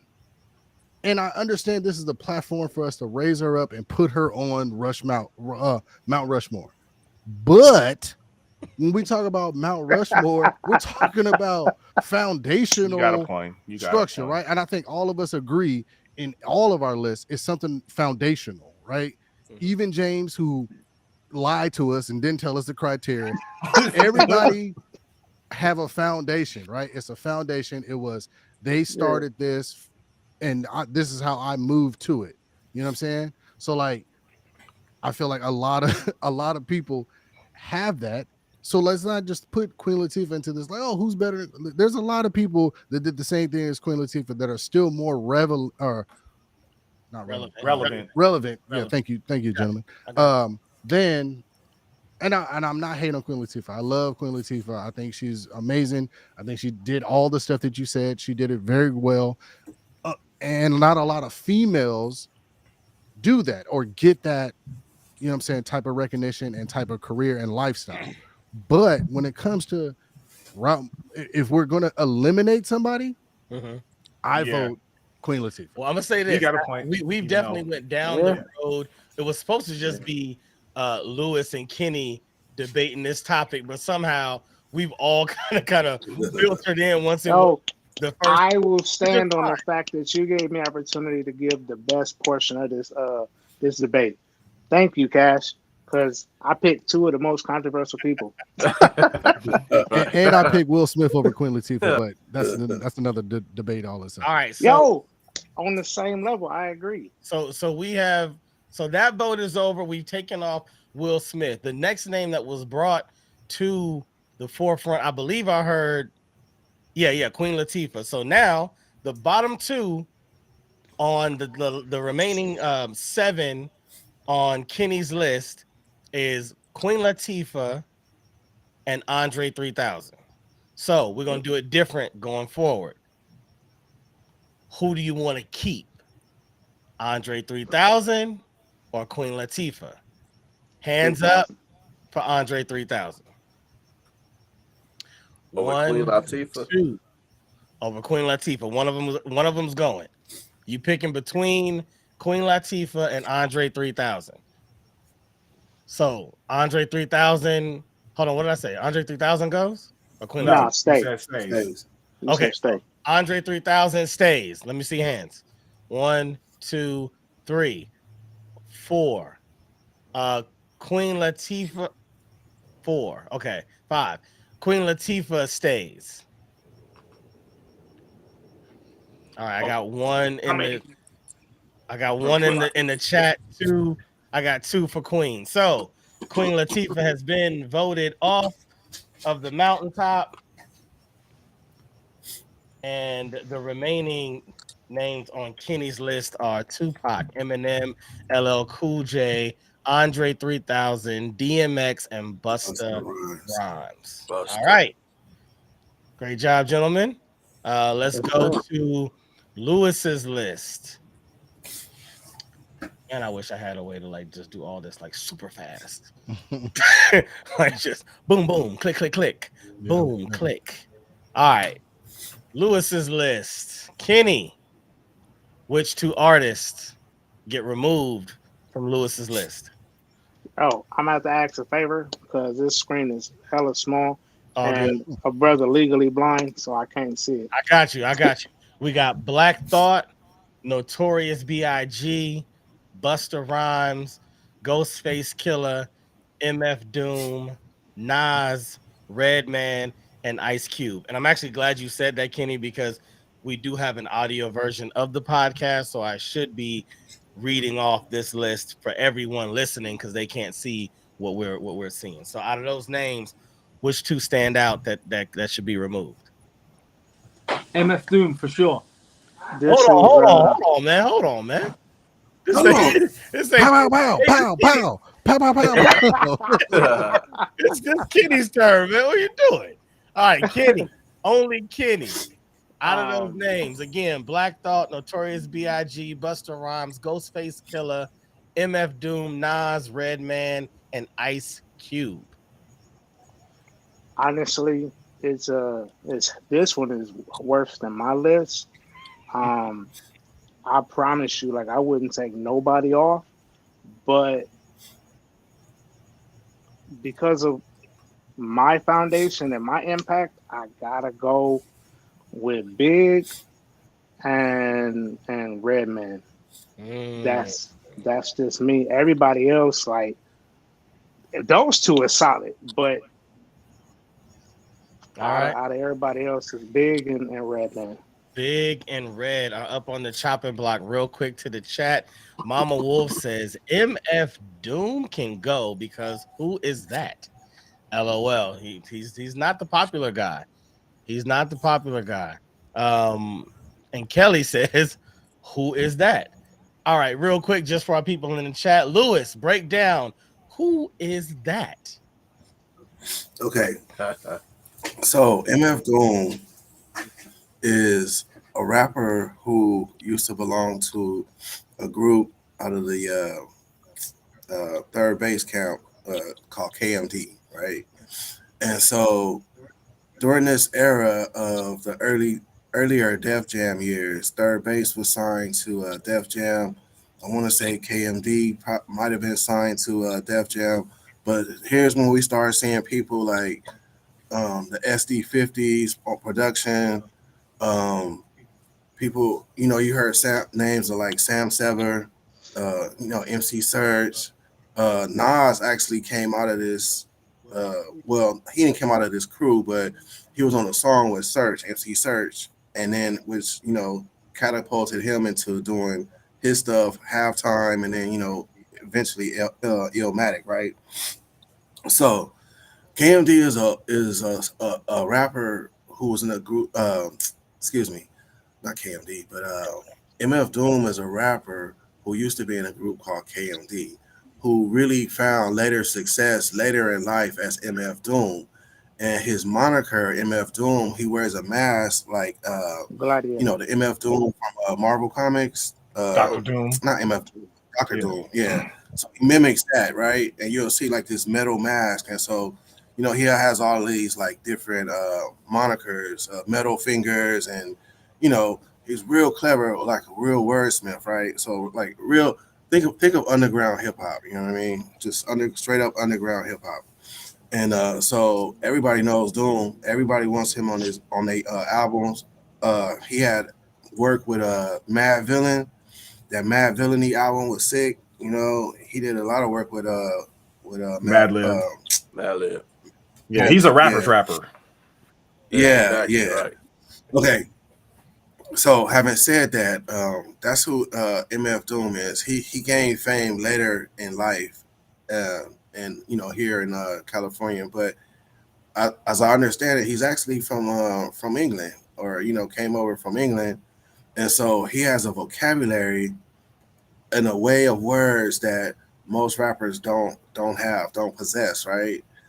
And so anyway, there he is, MF Doom.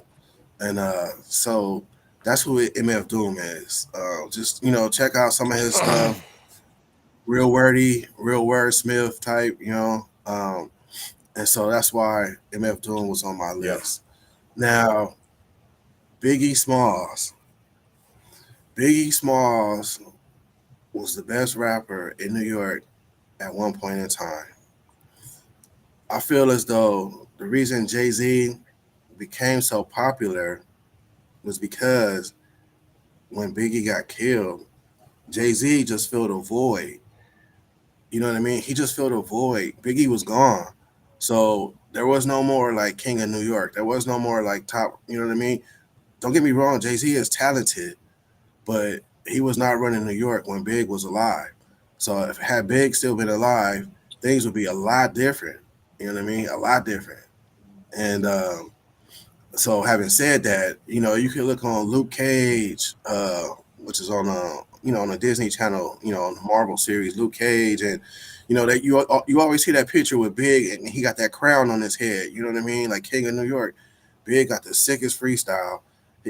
If you put him and Tupac together in a battle, I'm gonna take Big all day. Freestyle, just lyrics, I'm gonna take Big all day. You're not gonna, Tupac ain't really gonna be able to hold a candle to Big, right? And so that's who Biggie Smalls is. You know what I mean? And unfortunately, being under Puff, he had to do a certain style. They presented a certain style, flashy and designer and just kind of like high end, but we knew Big not to be so much that, you know what I mean, before, just like blowing up and being this like Don and like gangster, right? You know what I mean? Big had lyrics. And you put Big on any producer other than Puffy producers or whatever, and it's gonna be a hot project. It's gonna be fire, you know what I mean? So having said that, that's why I had Big and Doom on my list. So that's my argument for. Oh, you got that was for the chat was MF Doom, but he chose Big and Redman. So we got while you would Okay. keep Big. What was Redman's? And side note, every single artist that we put on this screen is talented, right? Yeah. Every single one of them is literally a GOAT in their own right. Right. Yep. So let's try to focus on what sets them apart. Okay. You know what I mean? What Okay. transcends them from just being another legendary artist to being the Okay. GOAT? Okay. So Redman, my man Roger said he crashed a car in London listening to Time for Some Action. Redman has been around for a long time, right? Redman has been a protege of Eric Sermon, out of EPMD, right? And then, move to the future. Redman is a protege of, or is like the 11th member of Wu Tang now. You know what I mean, so to speak. He does so much work with Method Man that he pretty much Wu Tang too. You know what I mean? So Redman has encompassed many, a few decades. You know what I mean, in terms of rapping. And even right now on YouTube, you could go to YouTube right now and look at Redman and under Jack Boy Beats, and he still got fire right now. Right now, I put him up on any of the new guys. My list, I put him up against any of the new guys, and they wouldn't last a second. I'll give NLE Chopper, the dude with the Axe commercial, whatever his name is, all of them dudes. The dudes, 21 Savage, Drake. I put them up against all of them dudes, and they're gonna lose every time. They're gonna lose every time. Now that's me saying that. The younger generation probably ain't gonna say, because they don't have that information. You know what I mean? They haven't been around enough to see the different flows, the different cadences, the different ways that dudes spit and the words that they choose. You know what I mean? Keep in mind, let's remember this in the tenets of hip hop, right? Everybody, no matter if you was a DJ or a graffiti artist or a break dancer, a b-boy, or rapper, everybody, when you did your style, when you brought something to the table, everybody had to bring something different or new to the table. You couldn't do somebody else's style. So if T-Pain is doing what do you call it, the vocoder or whatever you call it, Auto-tune. auto, if T-Pain is doing auto tune, that's T-Pain style. You know what I mean? The rest of y'all should not be doing that. I went off on a tangent, but I just had to say that. You know what I mean? Because when we talking about these artists, you kind of got to jump between the era that they was in, what was going on, the time period. It's a lot to it. It's more than just picking MCs. You know what I mean, Yeah. right? So there All you right. go. So this is what we're gonna do. We perfecting this process. This is our first debate. So we perfecting the process. So this is how it's gonna go. Right now, the choices on the chopping block are Notorious B.I.G. and Redman. You will have to pick. You have to keep one and lose the other. Kenny, and that's going to be a vote from us. Kenny is going to pick a third. Those will now be the bottom two. We will pick one and lose the other, and that will give us our two that are going from that person's list. So, Notorious B.I.G. and Redman. Who votes to keep the Notorious B.I.G.? Man, that's rough. Oh, oh.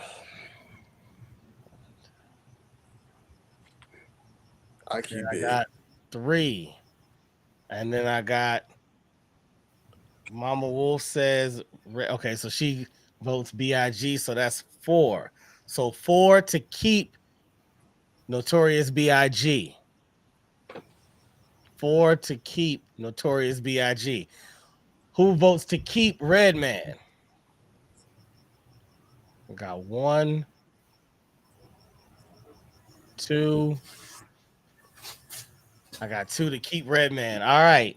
Redman has been removed from Mount Rushmore. Kenny, one more Yep. name from his list. Go up against the Notorious BIG. Can you read the other six? Sorry. Black Thought. Remaining, we have Black Thought, Busta Rhymes, Ghostface Killer, MF Doom, Nas, and Ice Cube. because I respect the way Lewis broke down how he built his list, and I'm going off his criteria of being basically lyricists. Man,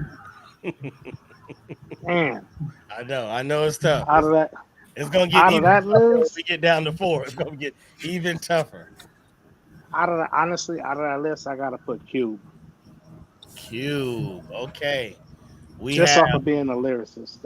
I got to. Notorious B.I.G. against Ice Cube. Real quickly, Lewis, do you have any debate or any fight that you want to put up for Cube before we go to vote?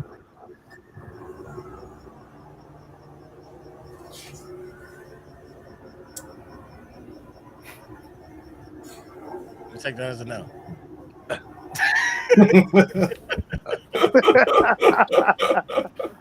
Hey, I don't when he want to said put said Cube. lyricist, that's what he paused. He was like, "Yeah, that's right, I am." Yeah. It's- Yeah.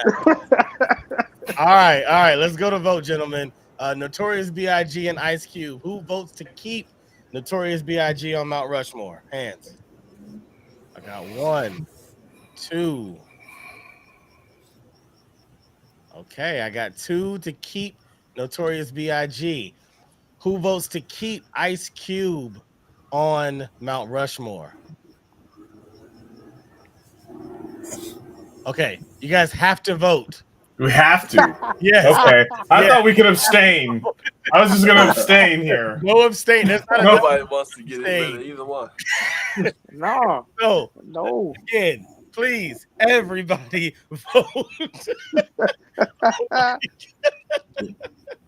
All right.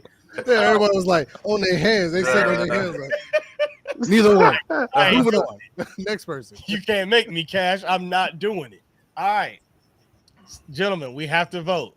This is between Notorious B.I.G. and Ice Cube. I will say something that I forgot to say earlier. Well, actually, because I just thought about it, realizing that there are some repetitive names in other lists. Right. So if an artist is removed from this list, should they be removed from Mount Rushmore absolutely completely? not. No. My argument might be better than the other person's argument. That's true. That's true. Okay, so somebody keep that in off mind. Black Thought, right? Because there's criteria, right? Except James, it's criteria, right? Like, besides Cash, it's criteria. So let's keep that in mind. It may be tough, but there's a possibility that particular artist may show up and get a better argument in another round. Okay. Oh, well, okay. Hold on. If we're gonna do that, then let me take Cube off, and then because of what you just said, and I know this, I just put MF Doom. I don't know where that came from. I'm gonna say it's KB just because you looking sideways right now. Yeah, mute your mic. Mute your mic. KB real quick. Oh, KB real quick. You said, "Oh, am I muted?" Okay, so Can y'all hear me now? No, mute it. Oh, mute it. Okay. Okay, testing. Yeah, that's you. I thought so. It's because just looking at you like this, I figured something's got to be going on. So go out and come back on because there's something happening where your audio is feeding back into the microphone. So we're hearing an echo from pretty much anybody and you when you talk. All right. So you said what, Kenny?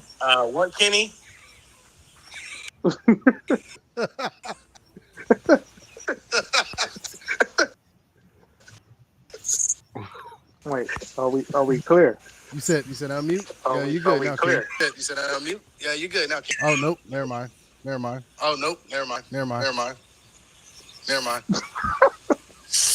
All right.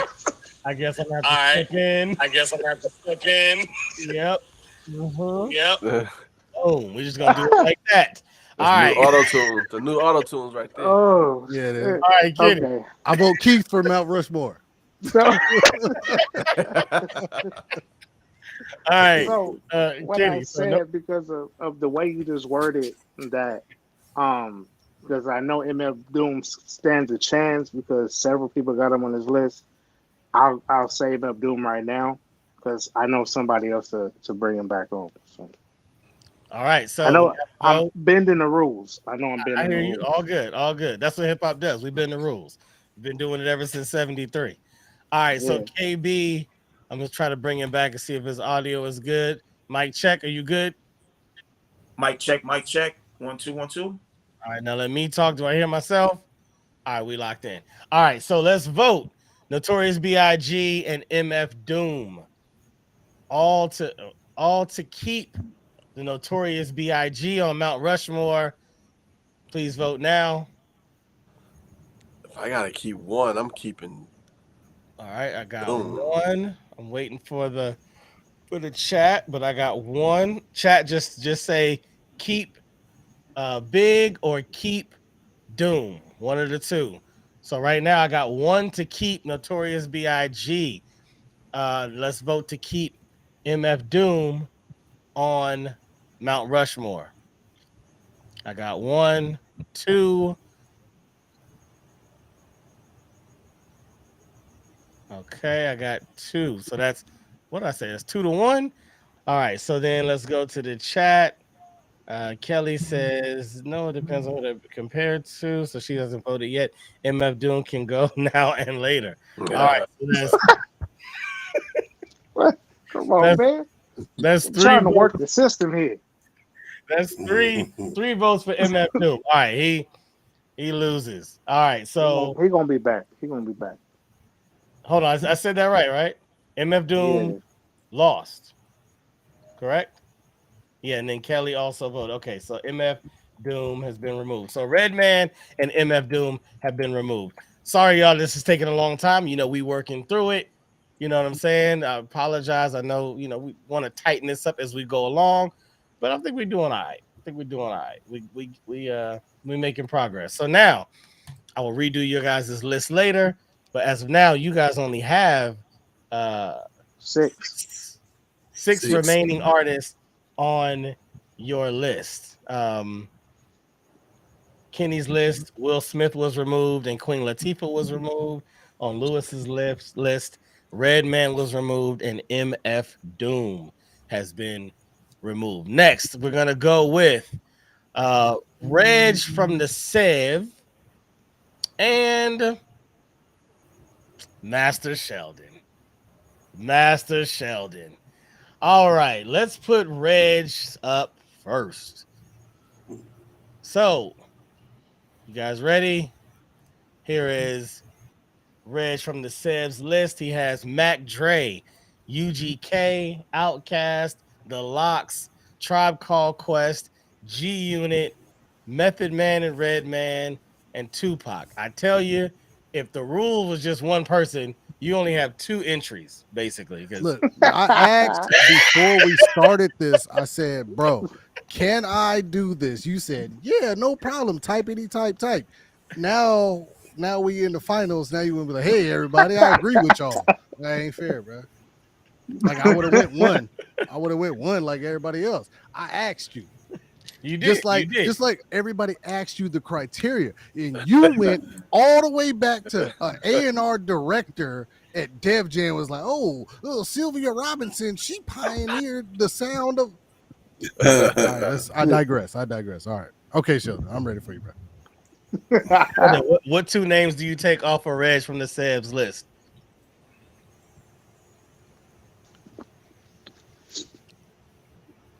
I'm gonna tell you right now. You say Mac Dre, bro. I'm hold on. First flight out. First flight out. I'm taking your ID card. You're no longer from the Sebs. Real quick, I want to know what who Kelly was talking about. She said uniqueness, flow, cadence, wordsmithing, lyrics, number one content equals. What are you talking about? All of it. All of it. MCing. That's an MC. All of it. Oh, that's what she's saying. Okay. Yes. Regarding in regards to the list, it is whatever criteria that particular presenter decided. He doesn't have to pick all of those. He can pick one of those if he wants. He just likes the people with flow. If he wants to put Ludacris in there because he loves ludicrous flow, all good. It's a subjective sport. Everybody has a chance. Now it has to face criticism. It has to face and stand up in this ultimate GOAT debate. But you can select anybody for this list. Just be prepared to fight for him. So, Master Sheldon.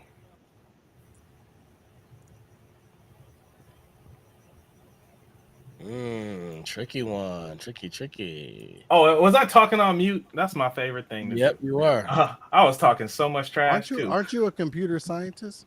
Yeah, like, isn't that your profession? That is, but mute It was not something I engineered personally. So, so that's the issue. No, so I said what I said was I was talking all kind of trash, and I said G Unit and UGK, easy. Yeah. Easy. He said. Easy. Easy is not even a conversation. They should even start crawling up the mountain. He said. Yeah. All right, G Unit and UGK. Reg from the Sev. Any fight you want to have before we vote? Look, I understand where you're coming from. You're coming from a place of hate, and that's fine. That's fine. That's fine. That's what we're here for. We're here for education and camaraderie and embracing each other on our choices. So I understand where you're coming from, my brother. I'm a fight for UGK and G Unit for two simple reasons, right? And I know y'all, the groups and all that stuff, but like UGK is a pinnacle of the South movement. It's a pinnacle of the sound that came out of the South. I would have went like Scarface or somebody like that too, because I feel like MJG and 8 Ball, like I could have went that route too, but I felt like UGK was more globally known for setting a certain tone of like chopped and screwed. Like that whole vibe came from them, and just their lifestyle in the South, in not even like the South, like just Texas. Like ain't no other sound like that Texas sound. You can go to Georgia, you go to Florida, you can go everywhere else, but like Texas has its own traditional sound when it comes to hip hop. Slim Thug, Zero, like all those cats out there have this sound that's unique to Texas. It don't sound like Georgia sound like Florida, Florida sound like Alabama, but when you hear somebody from Texas, it's a certain sound, and I feel like they developed that sound out of Texas. Do I like it? No. Is it Rushmore though? Is it Rushmore? It's Rushmore because I looked at this on a global thing. I looked at it United States wide because that's where hip hop was born. East Coast, West Coast, down south, and just tried to pick people that I feel like my experience in traveling around and getting to know people other than like I didn't know nothing about East Coast music until my cousin Cash put me on.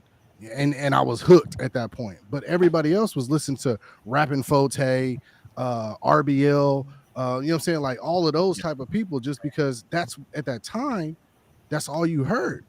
Unless you had a cousin from St. Louis that brought a tape over and he was like, oh, this is what we listen to. But other than that, like this is just kind of what you heard. So like when I joined the military at 18 or 17 years old, and I, you know what I'm saying? And I traveled around. I heard people from the South. I heard people from the East Coast. Like these were their Mac Dre's, their RBL posse, their, you know what I'm saying, Rappin' Fortes and stuff like that.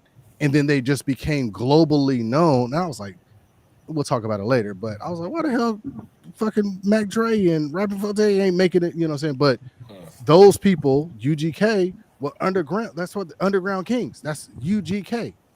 And that's how they started. I didn't even know who that was until you said Bun B and Pimp C. But until you said them individually, I didn't. I was like UGK. I don't know. Exactly. So and that's to a different point. Is it's to me like maybe I have a bias because I was thrown into a certain area where I was the only person from the West Coast, and I was just around a lot of people from the South and the East Coast. So like, I heard a lot of stuff that I probably would have never heard because I when I went home on vacation from Germany and all these other places that I lived at, I'd be like, yo, y'all ain't here, y'all don't know about UGK? Like, who the hell is UGK? The same thing as when I was like, yo, listen to Mac Dre or listen to Mac Mall. They were like, who the hell is this? You know what I'm saying? But through experience and then like seeing it as I got older, of everybody knowing who Bun B is, who Pimp C is, I was like, oh, okay. Well, these people to me are the same foundational Mount Rushmore type of people. They establish a footprint and a sound and a feeling and a movement where they're from, and then they expand it globally. G Unit, not all members in G Unit are fire, right? Like, but G Unit as a whole, they created a whole like people were wearing bandanas again. You know what I'm saying? Like people were, you know what I'm saying, like thugging out again. Before what's your that, favorite we had G Unit song though? I don't really have a favorite G Unit song. I guess that's why I picked them. I mean, they don't like. I mean, but to me, like my whole list is really not people that I like, that I feel myself personally listen to. I'm thinking about Mount Rushmore where people created a feeling, a vibe, or a situation in a certain time period where I felt like everybody, when a song came on from these people, no matter who you were, you like, if you didn't even know who that music was, you was just like, oh shit, who is this? It created a vibe for you. It created a feeling for you. And that's my criteria. Is personally, these people or these groups created movements for a substantial amount of time globally. Okay. No matter whether right now I'm going to listen to them or not. And I know that I done talk crap about people like Queen Latifah, like, oh, name a Queen Latifah song now. That wasn't my criteria. Like, I wasn't saying Queen Latifah was lyrically the best person. Like, none of my people you'll see on this list to me are like, oh, they're lyricists. I'm talking about a feeling. When I hear a UGK song or I hear a G Unit song, no matter if I recognize what that song is, when it comes on, I'm like, oh shit, this is I feel this. So that's my argument. No, I'm with it. And you do have some lyricists, don't knock your list. I know. Yeah. I agree. The Locks got some lyricists. Outkast, you know what I'm saying? You Method and Red, you got a couple. All right, but on the low side, Sheldon has said that UGK and G Unit are on the chopping block. So we go to the vote. Who has presented a better case for these talented groups? Let's vote. Who wants to keep UGK on Mount Rushmore?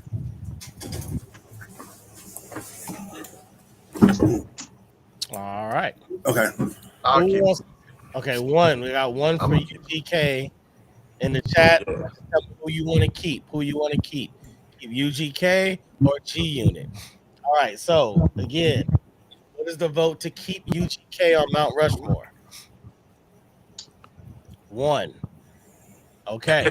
What is the vote to keep G Unit on Mount Rushmore? Everybody needs to vote. That's not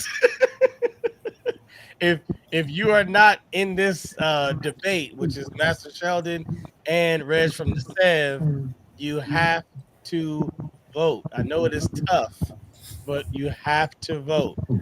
So vote to keep UGK. Hands. Yeah. 1. Keep UGK. Okay, 2. And then in the chat, I got 3. I got Mama Wolf for keep UGK. All right, so that's 3. Oh, that's 4. Okay, I got 4 to keep UGK. Votes to keep G Unit. I got 1, 2, I got 2 for G Unit. G Unit is out of here. Wait, am I picking a third like Yeah. last time? Well, Master Sheldon is. Okay. Oh, okay. So I'm picking a third.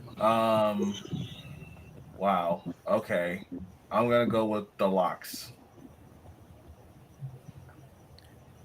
The Locks. Sheldon, do you know what we're doing here?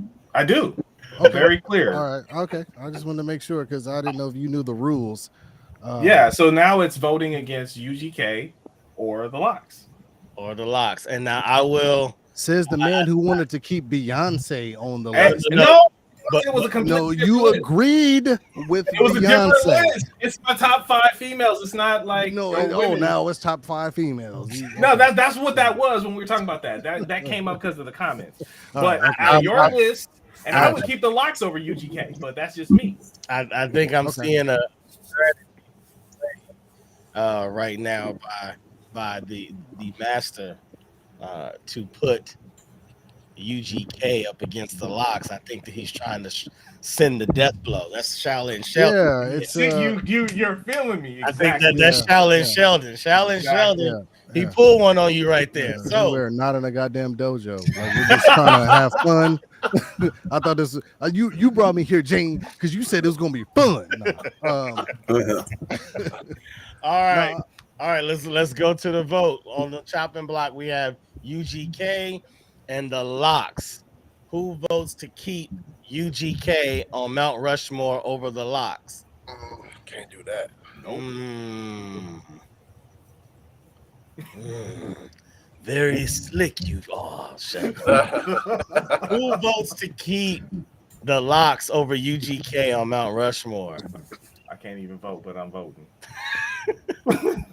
Well played, sir. Well played. UGK has been removed from Mount Rushmore. And on Reg from the Seb's list, you have remaining Mac Dre, Outkast, The Locks, Tribe Called Quest, Method Man and Redman, and Tupac. Kelly says, UGK, see ya. Mama Wolf said, keep the Locks, hands down. Hands down. All right. That was a good one. Now we're going to go to Master Shaolin Sheldon's list, and you will get revenge. I can't wait. This is like some old school stuff. This is some Bring it old up school right now. stuff. Reg is still Bring it mad up. about things that happened in junior high school. Yes, Yeah. yeah. I'm He's still still mad about Jerry Boy. Like I knew it was coming. Petty. I knew it was coming. All right. On Sheldon's list, we have Most Def, Nas, Jay-Z, Busta Rhymes, Andre 3000, Scarface, MF Doom, and Common. Look, Reg from the Sev, who are the two that are on the chopping block? bro, Sheldon is a Shaolin master, and he's a master at this list. He has very good people on this list. It's very hard for me to pick. And as much as I want to do MF Doom, I know he ain't getting off this goddamn list. Because I listen to his shit. And guys,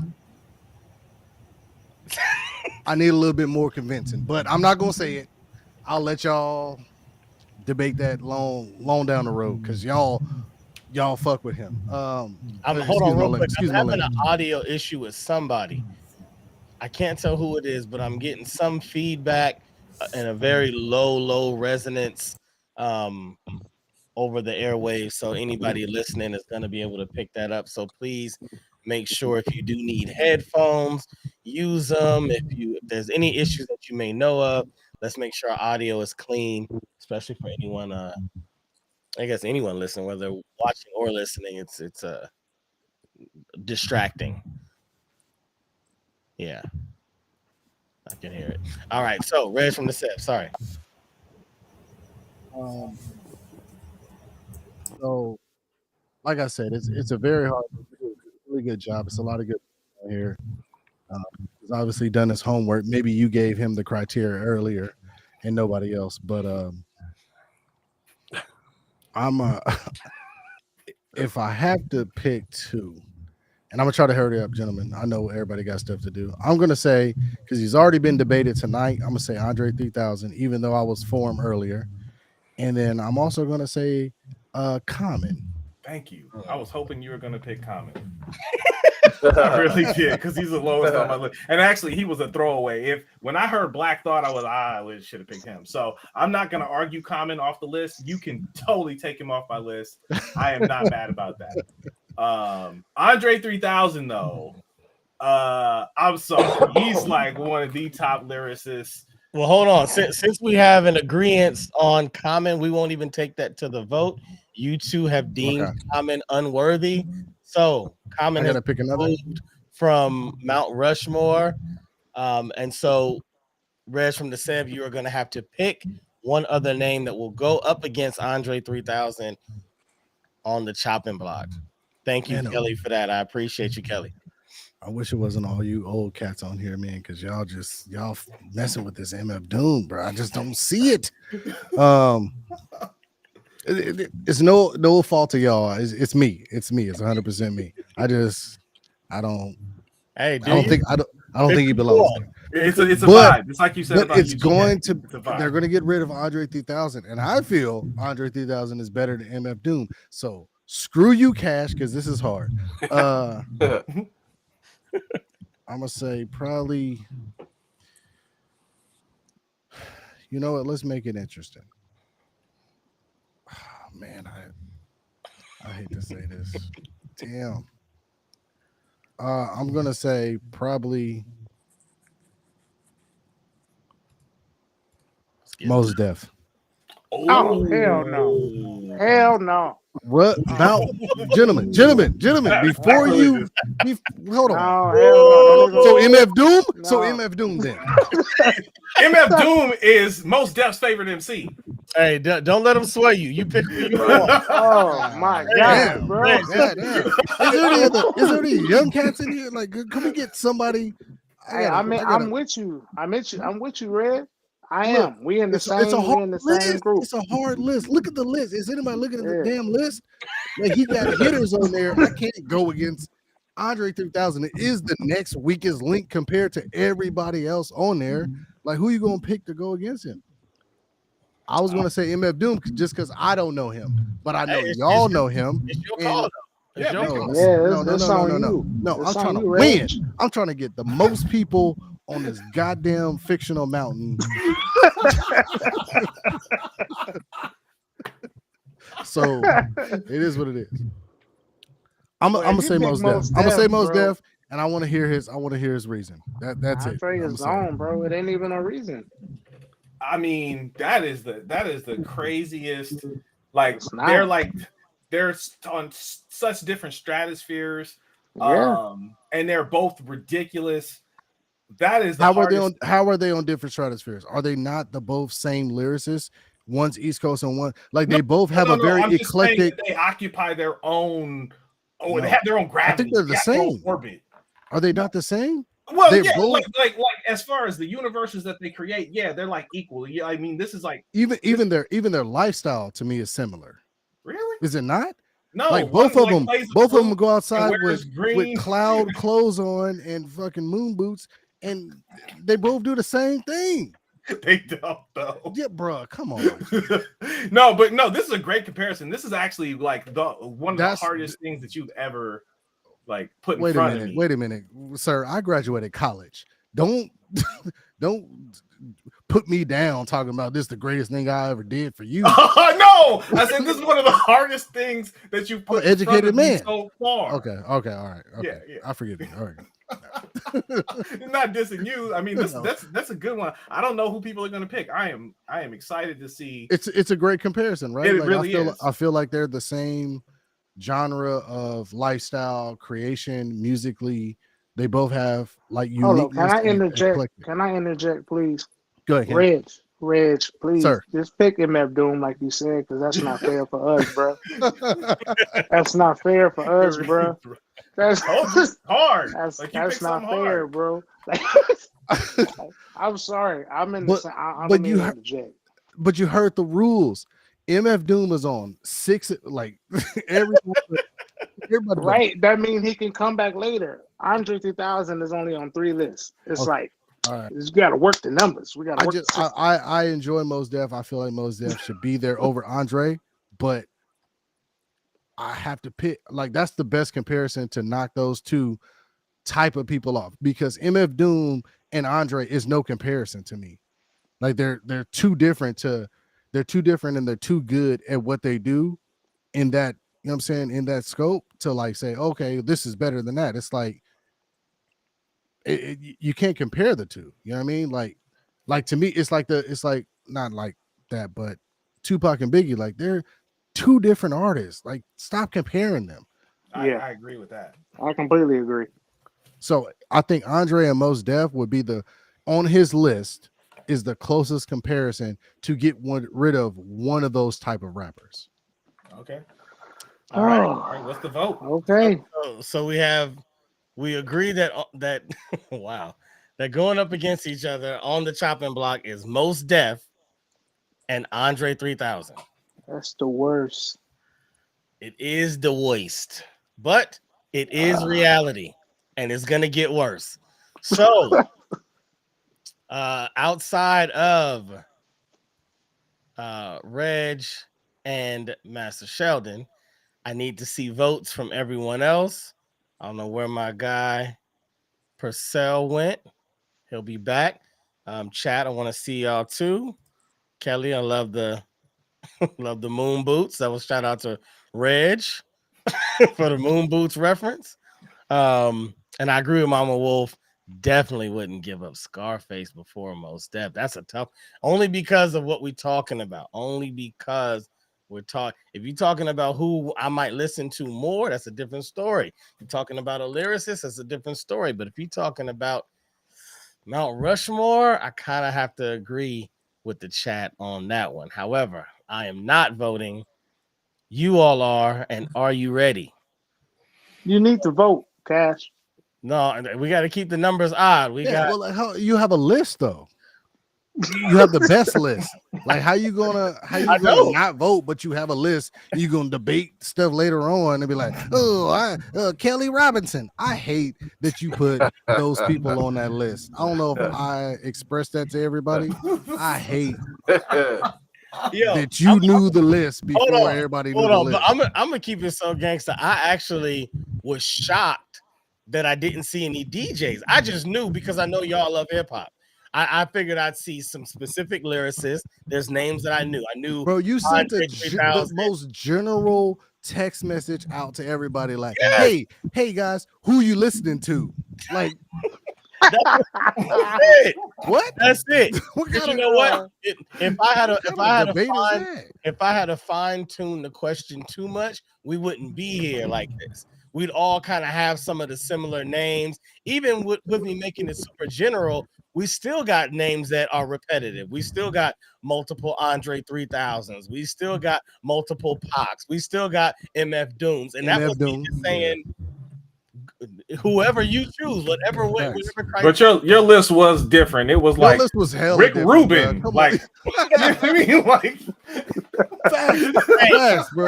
Hey, I'm 100%. Like, what was he? Sorry, I don't know what you want me to say. He's like, when I'm thinking about Mount Rushmore, I'm thinking about who was the bricklayer, who was the contractor that bought the space. Like, what? Oh, we went back that far. You know, I'm gonna tell you what's funny. My list would have got even crazier because I was thinking, all right, so who was like the first well-known b-boy? All right, who was the first well-known graffiti guy? All right, I was like, I was way somewhere else. That's why I said I knew anyway, on the chopping block, Mos Def, Andre 3000. For Mos Def to stay on, to keep Mos Def on Mount Rushmore, please vote now. Everyone has to vote outside of Reg and Master Sheldon. I have 1, 2, 3 so far. Waiting on the chat. 3 so far to keep Mos Def. Going to Andre 3000. Please vote to keep Andre 3000 on Mount Rushmore.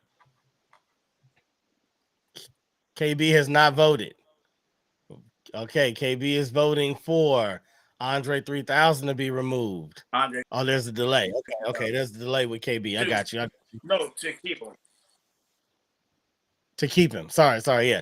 To keep Andre 3000 on Mount Rushmore, KB votes to keep him. All right. In the chat, we have keep Andre 3000 and keep Andre 3000. Did that end up 3-3?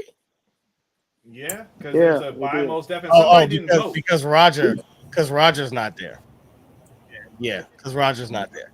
I don't know where Roger Drakes went. All right, so I will. Oh, there he goes. Roger, sit down. Yo, keep Andre 3000, man. Come on, stop playing, man. Most Def and Andre 3000. Come on, man. Oh, there it is, ladies and gentlemen. Most Def has been removed from Mount Rushmore. So thanks, Reg. From Can I interject with one quick comment? Yeah. Yeah, go ahead. When we talk globally, you'd have to have traveled and maybe partied a little bit in certain countries, cities around the world to understand the impact of a lot of artists. For example, when it comes to Most Def and Andre 3000, Dre is global. Most Def is well known, and those who are more culturally astute understand, his acting skills, and they've seen him in movies. Yisin Bey, the culture underground, they know him. But Andre 3000 is mainstream because of that Hey Ya song, and Outkast's impact. And that's why I was thinking the same thing when you was talking about even MF Doom and UGK, literally unheard of outside of the States, unfortunately. Inside the States too, sounds like. Right. Well, exactly. I mean UGK. I remember UGK from Big Pimpin', but I didn't know the names of the rappers. I didn't know who they were. I just knew that was because of the song said, Jay-Z featuring UGK, right? But other than that moment and that song, no one knows who UGK are outside of, the various hoods and, American cities that know them for their classics. I couldn't name one song, but that's not rare with a lot of these artists where you cannot necessarily always name a song. So that's just my little piece.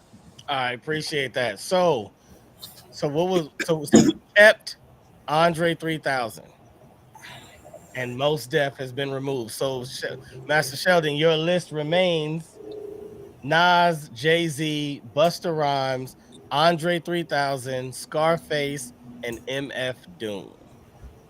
All right, wow. I can deal with that. Wow. Okay. All right. We I truly don't believe all y'all listen to MF Doom like y'all say y'all do. We do though. We do. I don't believe it, man. It's a thing. It's a vibe. It's like if you listen to UGK and that was your vibe, MF Doom is a whole vibe. No, I don't. I'm just saying I don't listen to MJK. Hey, people listen to Kid Cudi, and I think he's what? I think Kid Cudi. Kid Cudi's garbage. Hold on, you like what? He did okay. He did an okay thing from time. So there, I just watched Kid Cudi get not only but is he not off stage, but he specifically said, if somebody else throws something else, I'm leaving. And hella stuff. That was like 4 years ago. That was like 4 years ago, bro. That was like right at COVID. Hip hop. We're talking about 50 years right now. We're talking about 50 years. Talk about COVID. Trash. If I threw it out 4 years ago, it's still trash today. Y'all just wait. When MF Doom comes up, this guy's hand will not be going in the sky. So don't be looking for a vote. All right. Okay. So we got who we got left? We got KB and Purcell. Yep. All right? Yep. All right. There we go. We good. All right. Master Sheldon said he'll be right back. Just take him off the screen for now. And we'll do KB's list first.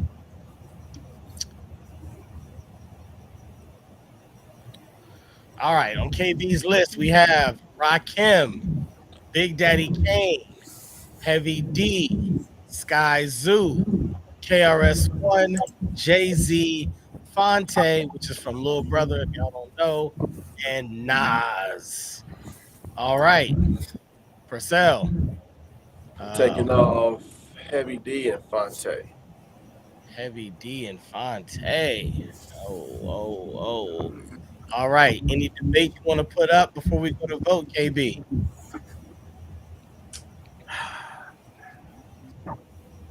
Well, Can I? just want to say, Priscilla, I KB, respect you can and you I just respect your choice. Huh? KB, can you educate me on who Sky Zoo is?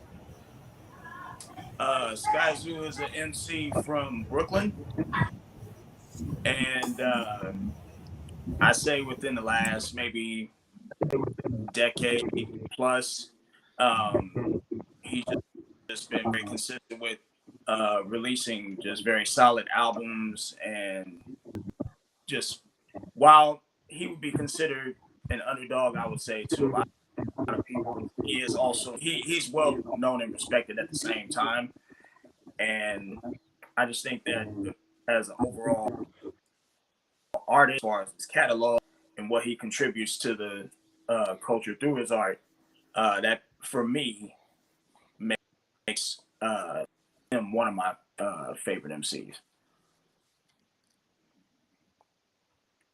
In the chat, Mama Wolf said, "Not the overweight lover. Not the I mean, overweight lover." I respect I just listened to like a little Purcell's. snippet of his music. Okay, I think I've heard him before, but thanks for reminding me Oh, because Sky I forgot. As soon as I seen his face and I heard his voice, I was like, oh, okay, I heard him before. But yeah, I appreciate mean, that.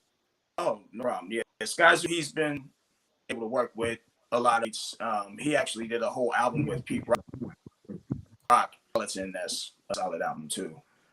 Um, but as far as Heavy D, man, I your choice, and I respect you, man. I feel if we're speaking on like just the over, not just lyricism or just skills as an MC, I feel like Heavy D was just one just helped pave the way, even for. I'm trying to think of how I could put it, like bigger or heavier set artists. You know what I'm saying? Like before Notorious B.I.G. or rest in peace to Biggie and Big Pun. You know what I mean? Like I feel that Heavy D helped pave the way to just provide entertainment and also just go toe to toe with who we may consider to be a hardcore artist when he wants to be, because he could do songs that are for the ladies, like Girls They Love Me or Somebody For Me. But he can also do songs like Blue Funk or You Can't See What I Can See, you know what I mean? Or like just kind of be in the middle with songs like Is It Good To You or Now That We Found Love, where it may seem more like of a pop song, but I just feel that Heavy D was he just had the whole package. Okay, we spitting out the Rolodex. I like it. Going through the discography on them. All right, so we got Heavy D and Fonte on the Now, chopping block. and then can I interject real quick as far as Fonte goes? Oh, that's right. You didn't. While I would still keep him on the list personally, but I would understand if Fonte were to be taken off the chopping block, because while that are on the panel may know who he is, and while I do, him in comparison to Heavy D, people probably like, oh, I know Heavy D material more than say Fonte. Fonte, is underground, but he's well known for being a part of Little Brother and also the Foreign Exchange, and he's put solo materials. And I can see why Fonte would be taken off the list. All right, there it is. We are going to the vote. In the chat, we are voting to either keep Heavy D or keep Fonte from Lil Brother.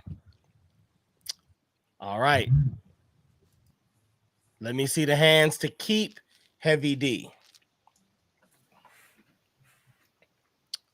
Oh, that's unanimous. I don't think the chat can out. I don't think the chat can beat that out right there. All right, Fonte is now off of the list. But Purcell, we need one more name to go up against Heavy D from this list.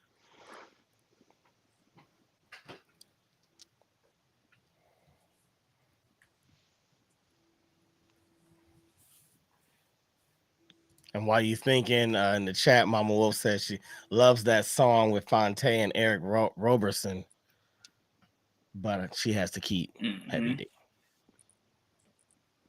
Good music, good music. That. Yeah. Fonte singer too, so I'ma throw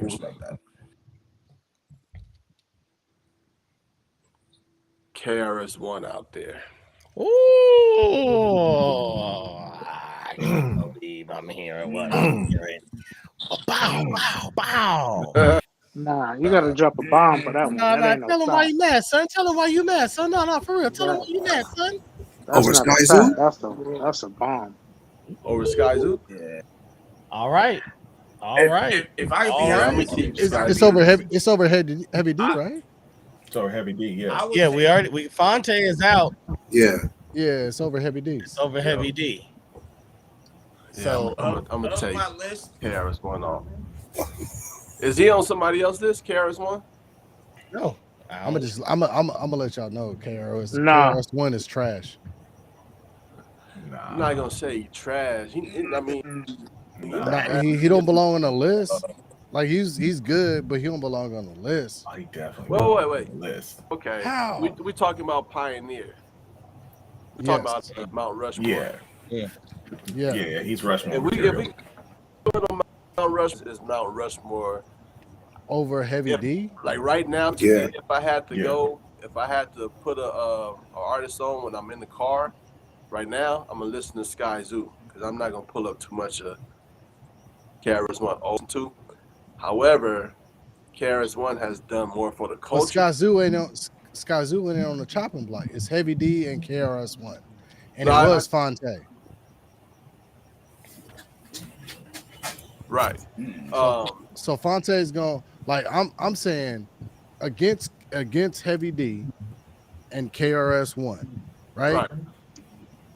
KRS-One, dope, detrimental to hip hop, started very good, but I think he's part of that like start and then just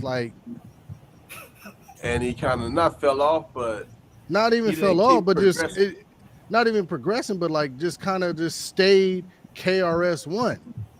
And it's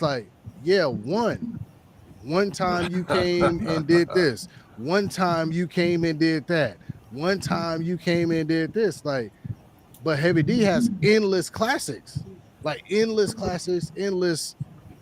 progression in career, big boy, light skin, to me, I'm one of the younger ones here, so I respect y'all knowledge. I respect y'all knowledge.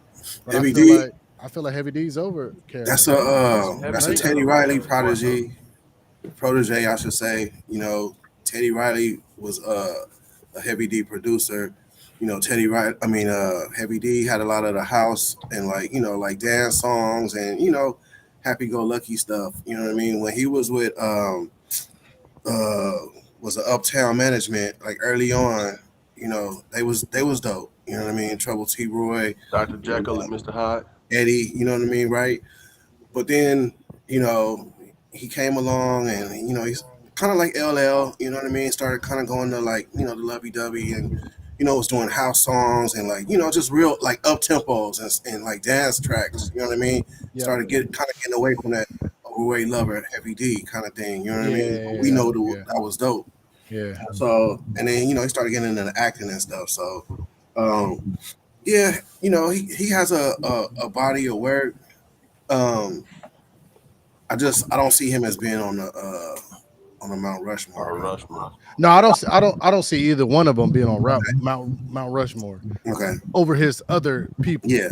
But I'm saying in this debate versus KRS-One, I think KRS-One will be out next if Heavy D is out right now. But I feel like Heavy D should be above KRS-One for the next round, at least. I That's don't all I'm understand saying. why That's all I'm Kaizu or saying. Sky Zoo is not on this chopping block right now. Right. Right. I apologize. We didn't Brother pick. Jay. We didn't pick. We didn't pick. I You know what I'm saying? We apologize, didn't Brother pick. Jay. Mount Rushmore, Look, KRS-One. I'll KRS-One say has this. meant more to the culture than Sky Zoo has at this point in his career. For so sure. Yeah, agree. For sure. So if I could switch and put Sky And Zoo on the chopping you know what I'm block, saying? I'll put Sky Zoo on there. So Sky Well, Zoo I love and Heavy D. yeah. I mean, even though we're speaking on my list, I'll even say Sky Zoo should go on the chopping block based on what it would take to on Mount Rushmore. All right, so it sounds like you guys have come to an agreement without going to the vote that Sky Zoo will be removed from Mount Rushmore. Yeah. Yep. Okay, so Agreed. removed from KB's list was Fonte and Sky Zoo. Remaining on his Mount Rushmore candidates are Rakim, Big Daddy Kane, Heavy D, KRS-One, Jay-Z, and Nas. Oh yeah, this next round. Yeah, this next round's gonna be crazy, man, because he got some heavy hitters on this next one. It's gonna be crazy. All right, so we go to Purcell's list. All right, Purcell. All right, Purcell. Let me pull yours up. Give me 1 second. It's coming up. Got it. Boom. All right, Those are Purcell's good list. too. Say that again. I was just saying some good points that you made. Okay. All right. Let's see. Master Sheldon, I think that is your mic is a lot more sensitive now that you changed over. So just keep an eye on that for me. Yeah, it sounds like you got a sock full of nickels and you just fucking hitting that. I got a sock full of nickels. Like you just hitting the mic. Oh, that's what you beat people with, so that they can't tell that they was. Wait a minute, Shaolin Master. Wait a minute. I thought you were talking about peace and. Yeah, that's until you mess with the killer bees. You know what I'm saying? Killer bees on the swarm. All right. I was just making sure. All right, so yeah, your mic is a little hot to where like even hearing all of your key taps, your keystrokes. So if you can adjust that. So on Purcell's list, we got Black Thought, Busta Rhymes, Ice Cube, Notorious B.I.G., Nas, MF Doom. MF Doom is like the GOAT tonight. LL Cool J and Run from Run DMC. So who comes off of this list, KB? Now I'm picking 2 people to start with. Is that right? 2 people. Yep. 2 people. Okay. All right. I'm gonna say this. Purcell, I respect your list. Some of y'all may not want to be friends with me after what I'm gonna say. But I'm gonna say KB. Do it, KB. Do it. It's Big and MF Doom. Thank you, sir. Oh. Okay. Debate. I've been waiting for this all night long. Yes. Yes. Right. Yeah. Yep. It was right. bound to happen. It was bound to happen, gentlemen. From Purcell's list. Yeah. Go ahead. I was gonna say Notorious Big. Both MCs, but I'm going with those. Yep. Notorious Big and MF Doom. I put Notorious. Of course, we all know why Notorious Big is on there. What was Biggie first single? Party and Bullshit. Party and Bullshit. Yeah. Party and Bullshit. There, Yeah, party. The stuff that still came out, right after he passed. Put it like this: I was never a Bone Thugs and Harmony fan. I just not say I didn't respect their style, but I just wasn't a fan. I didn't not like it, but I wasn't a fan. When uh, Notorious came out with the album after, I think it was Life and Death. Um, Like, yeah. Bone Thugs was on that album. It's Bone They and Biggie. It's Bone and exactly Biggie. they Yeah. flowed on that song. Slapper to this day. Yeah, that was Man, he fire. put Bone Thugs on that song. He took their style and ripped them in their own style. Bodied it. That's Bodied fire. it. Oh my goodness! Yeah. And now I Oh, get it. man, hang with this straight up. We know Angel Man, Dust. Yeah, and everybody now still know this now I get it. to this Exactly. day. Yeah, To that this was day. fire. It. That I was was the like, most wow. fire that, yeah, I You can't made front me on like Bone Thugs and Harmony just for this one song. Like I can, okay, if you could do that, you one of the greatest, bro.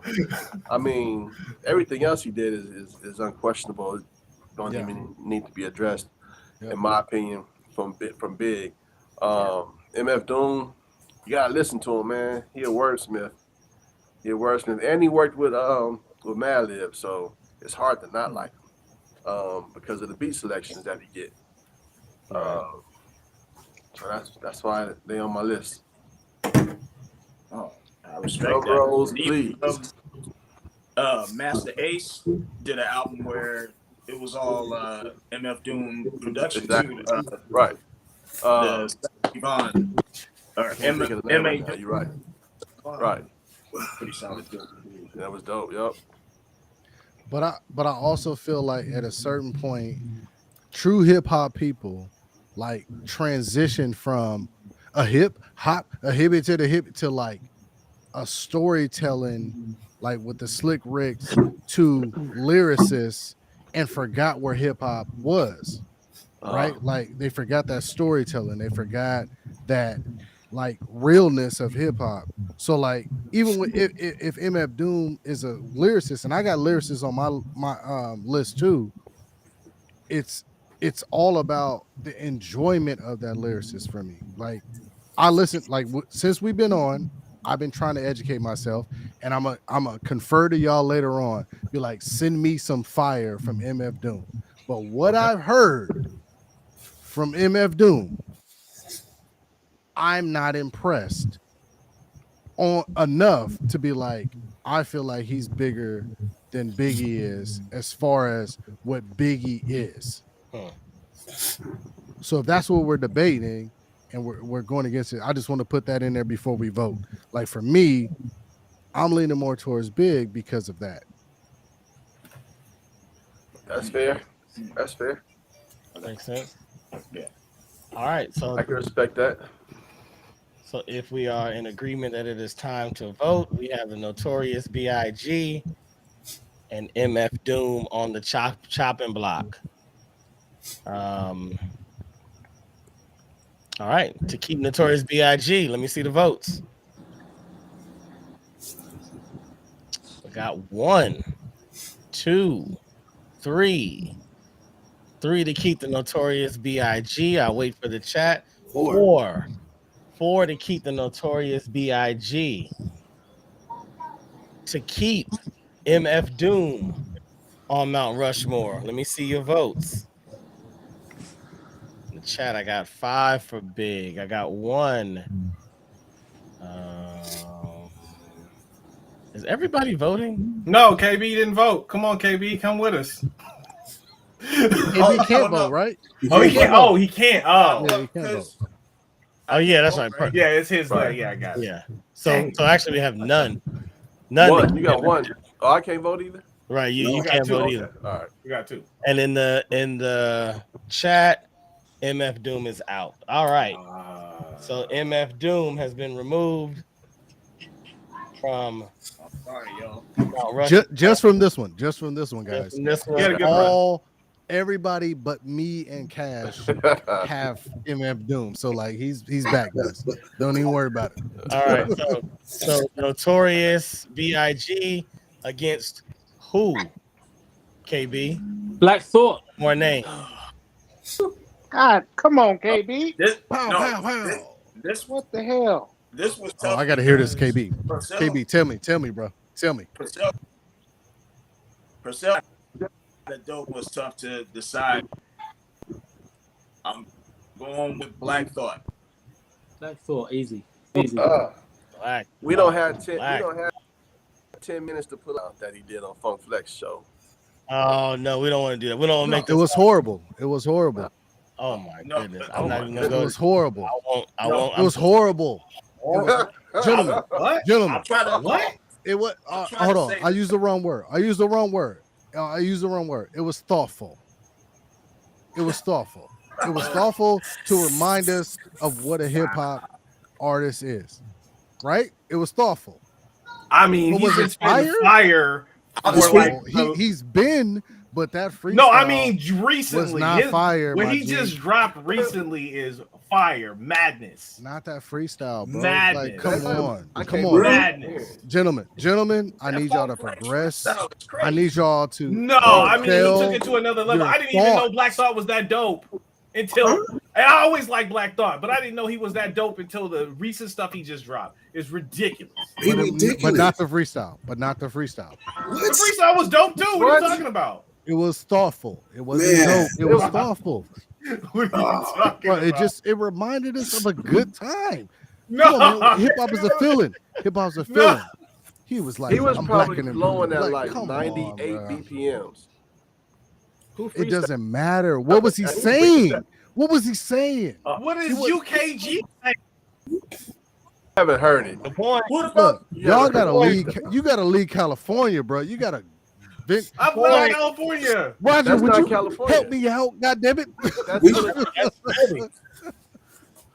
We grew up on East Coast hip hop. The point. He said, I what feel did you. UKG Before it got to California, before Come on, you know the Snoops and the Dre's, Black we Thought, always was Blue Gas, bro. Rocksteady. We all was Bronx.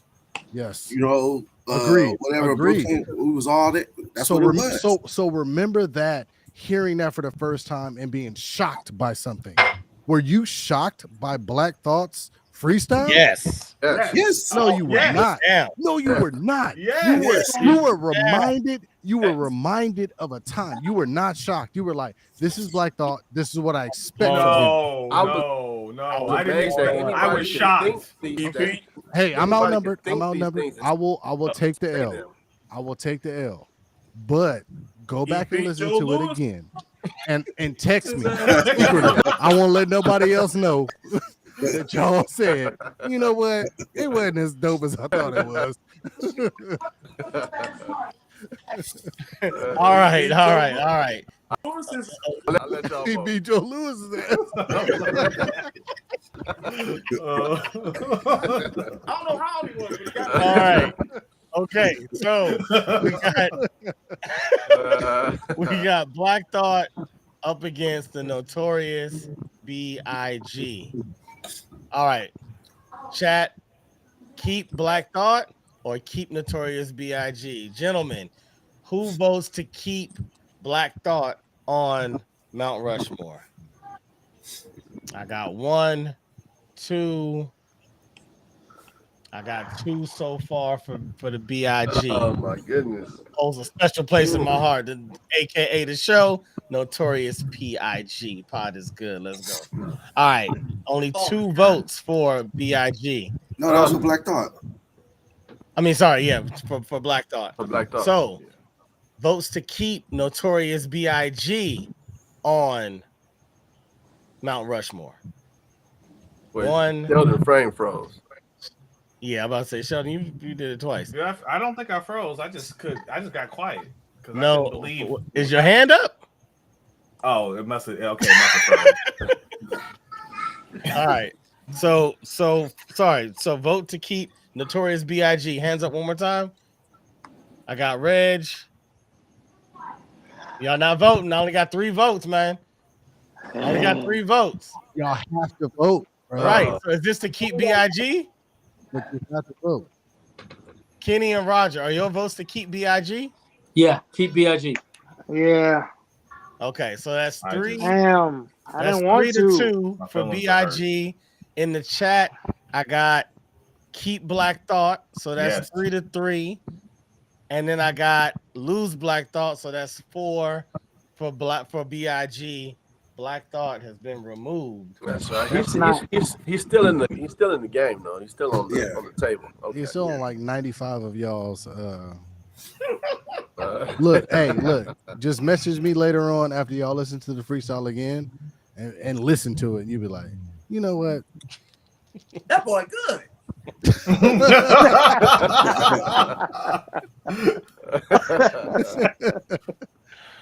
I lose. BIG, that's they one. That's they one.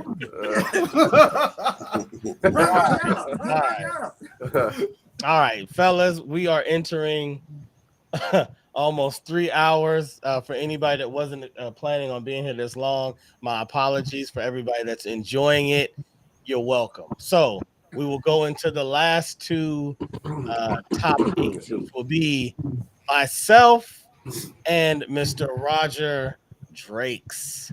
And let's remind everybody that quiet. Cash knew what the criteria was before. Quiet. So when you see his picks, just know that they are literally pioneers to hip hop. Like they were on the deed of hip hop. You go search the archives in the IRS, they'll be like, "Oh, Sylvia Robinson." KB, you about to say something? Oh, I just had to do the church index finger real quick. I'll be right back, yo. All good. All right, so on my list, I have DJ Kool Herc, Grandmaster Flash, Grand Wizard Theodore, Sylvia Robinson, Russell Simmons, Wonder Mike, Melly Mel, and LL Cool J. I'm triggered by this Grand Wizard concept. Yeah, I think it was during like the KKK thing, because he was just like, Grand Master, Grand Wizard, and they were just like, I'm gonna take that name back to hip hop, to the slavery days. Didn't work. I'm the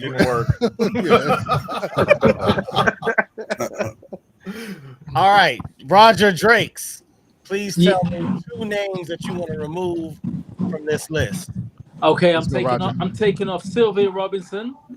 For the reason being, even though she had the idea and she was very determined to get this record out with these rappers on it, and she did it, and it was a moment. Obviously, Rapper's Delight. I used to know it word for word when I was young.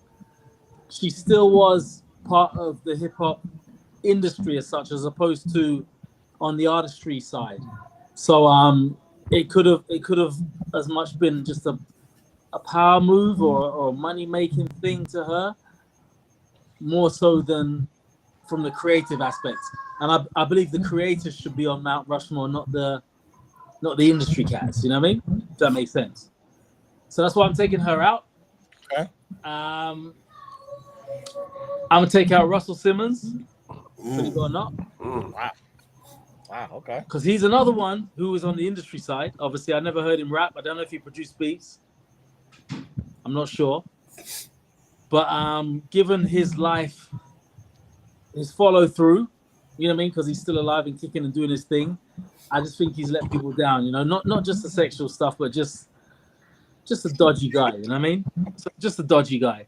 So I don't think he should be on, definitely not in the last 4 on the Mount as somebody to be revered and respected. Everyone else I can deal with. Melly Mel's good, Kool Herc, Grandmaster Flash, Grand Wizard Theodore, pioneers, LL Cool J even, you know what I mean, when he came through.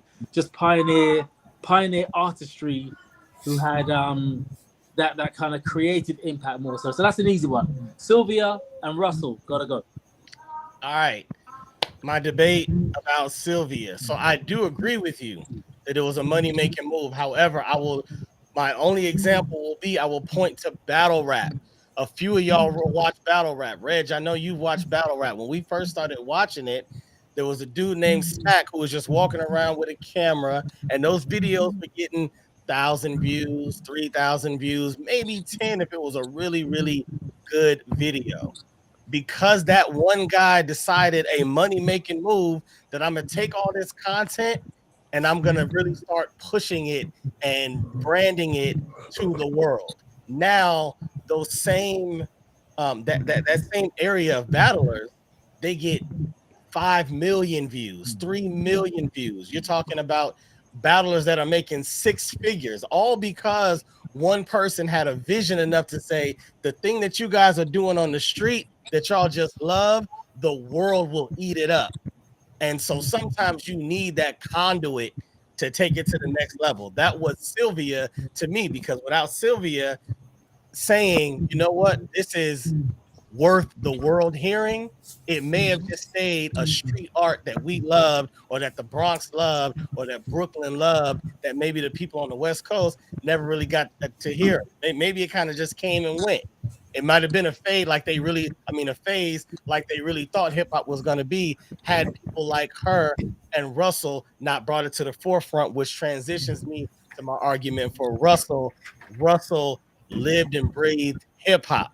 I agree with you about his personal situation, but we're not talking about the person. We're talking about the contribution to the culture. We don't want to get into everybody's personal issues, because I feel like that might remove a lot of people from this list. If we really start, if someone had African Bambaataa on their list, the personal stuff, you might have to take them off.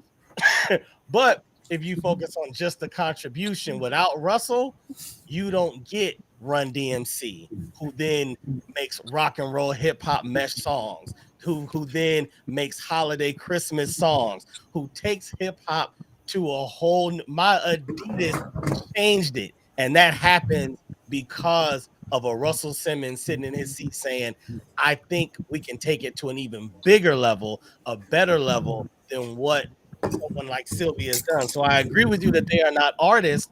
However, I don't believe that the space is only for artists. I feel like Mount Rushmore, like we talked about with the George Washingtons and the Theodore Roosevelts, it's about who did what to build the foundation of the country. So to me, it's who did what to build the foundation of the culture. You figure Theodore Roosevelt was like the money guy. You figure Abraham Lincoln was the bring people together guy. That's a big part of what Sylvia did. Then you got George Washington was the leader. At one point, that was Russell. Russell led the ship. No one else knew exactly how to take it to the next level. Russell did. That's the end of my argument. All right. Do you have any rebuttal, or we're gonna go to the vote?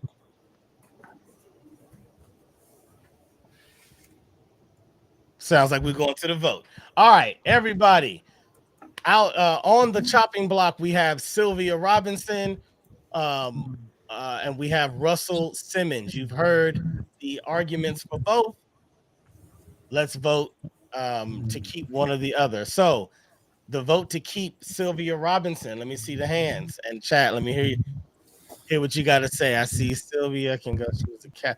I'll read yours because that's pretty good. So. Sorry, chat. We got so many things going on. Mama Wolf said Sylvia can go. Yes, she was the catalyst, but Russell made the culture mainstream outside of music. That is a fact. And that's a good point, because we didn't say the Mount Rushmore of hip hop music. We just said Mount Rushmore of hip hop. So that's the culture overall. Who moves the culture? Who's made waves for the culture overall? Kelly said, nice list. Love the whole list. Appreciate it, Kelly. Forget them. Thank you. And Mama Wolf also said he gave us streetwear, poetry, comedy, ... ellipses. So true. So true. Kelly says, can't vote for a misogynist. So keep Sylvia. All right. So that's one vote for Sylvia and one vote for Russell. Gentlemen, who votes to keep Sylvia Robinson? Okay, so I only have one vote for Sylvia in the chat. Who votes to keep Russell Simmons? Russell wins. All right, Sylvia is out. Roger, we need one. Dumb list. That's Roger, what you get. That's Roger, what you get for trying to win. That's what you get for trying to win. Unanimous vote, because you was like, oh, you know what? I'm a Sylvia Robinson. Her name Robinson, my name Robinson. I'm gonna just go ahead and some late votes that came in. Somebody tight. No, because I wasn't thinking. There's so many. Everybody here is like, oh, I didn't even think of that. Like I could have been like, Lil Pookie that helped Mac Dre get on stage when he was drunk. Like, is that's how we voting? So anyway, Roger, I need another name from the list to go up against Russell Simmons. Wonder Mike. Wonder Mike. Wonder Mike, the first person that the world heard say a hip hop, a hippie to the hippity hip hip, a hoppy, you don't stop, a rocket to the back. Everybody's first rhyme in that time, everybody's first hip hop anthem, the one that even to this day, as cheesy as it might be, when they start talking about silly hip hop little cartoons, they're like, oh, hippity hip hop, they go straight to it. It is iconic. It is the cornerstone of the term. When you almost can't even say hip hop without thinking hip to the hip hop. Wonder Mike, the first verse, the opening verse of the first rap commercial song, Rapper's Delight. I'm Wonder Mike, and I like to say hello. But he was fired after the hippity hop. Like he got in there. Yeah, he got in there. But let me tell you, I think that was what's so electric about it, because what he did was, let me give you that. I'm almost giving you a hook. Yeah. He kind of pioneered the inverse hook. Yeah. Let me give you a hook. Let me grab you in. Let me grab you in. Yeah. Exactly. And then I'll get into the red, to the black, the purple, and the brown, the purple, and yellow. Like now I'll get into all the other stuff, because now I got you. Yeah. Right? Yeah, that's it. I ain't gonna argue long for Wonder Mike. That's it. I'm sorry. I was helping this man's argument out, and I didn't mean to do it. But all right, so we got on the chopping block Russell Simmons and Wonder Mike. Chat, keep Russell Simmons or keep Wonder Mike. Fellas, who votes to keep Russell Simmons over Wonder Mike on Mount Rushmore? I got 1, I got 2, I got 3. I got 3 for Russell Simmons. Who votes to keep Wonder Mike on Mount Rushmore? I got 1, I got 2.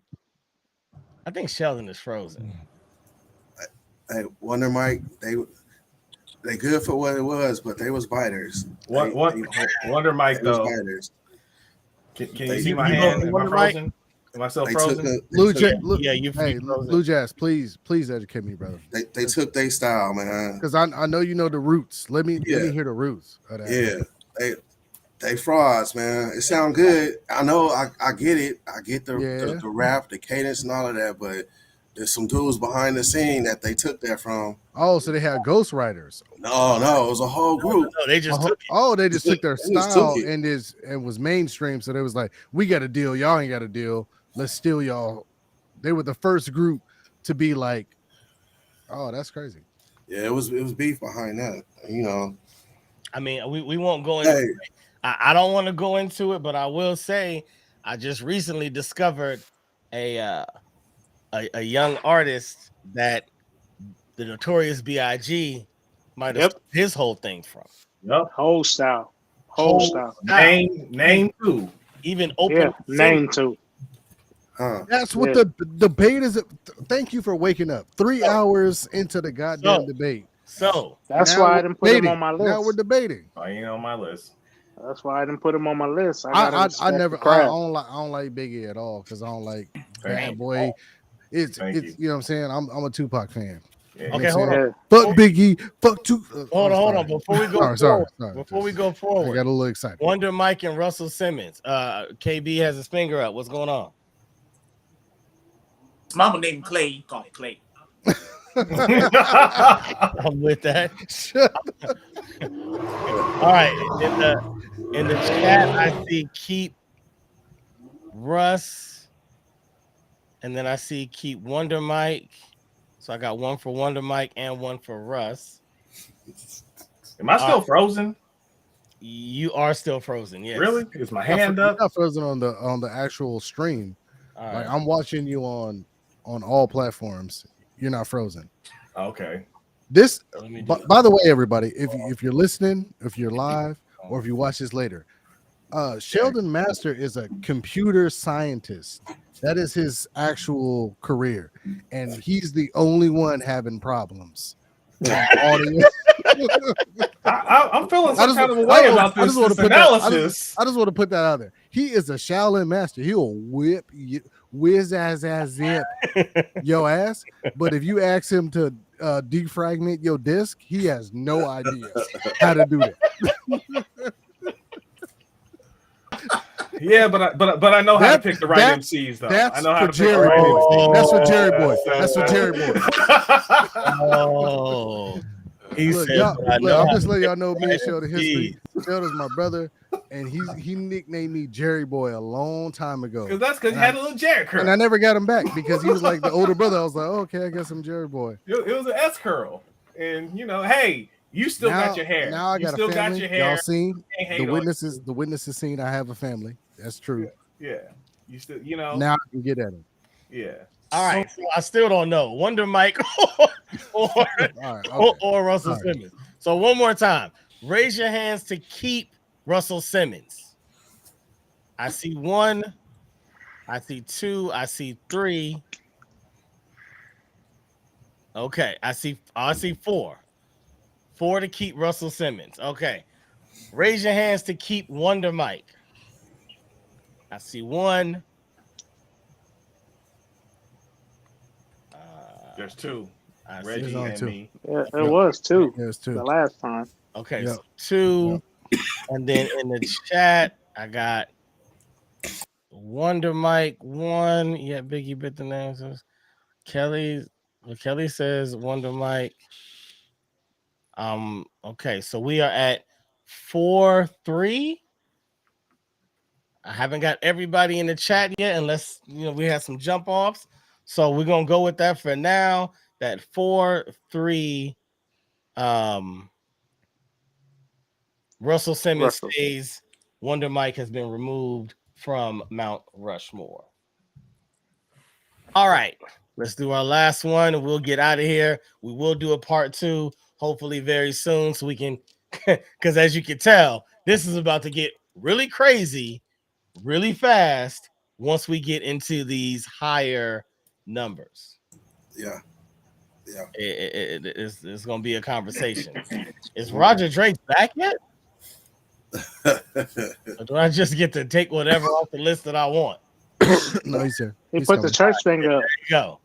All right, Roger Drake's the last list we are doing today. Thank you, anyone who has continued to listen up until this point. We appreciate it. We're trying to make it as electrifying as possible, but also giving you as much content and details and history and facts so that you can follow along with the choices that we've made. And hopefully, you will make your own or understand at least why we are keeping and removing certain entities. Roger Drake's list reads Nas, Big Daddy Kane, Cool G Rap, KRS-One, Tribe Called Quest, Redman, Gang Starr, and Kanye West. That's a good list, my guy. That's a good list. Okay. Now, I'm gonna look at this list like Big Daddy Kane is like my measuring rod. That's kind of how I'm approach this. Because in this list, I feel like Kane and Rap. I'm gonna put Kane and Cool G Rap because I kind of feel your list. Your list is kind of full of not only lyricists, but they're people that are almost like warm to the culture.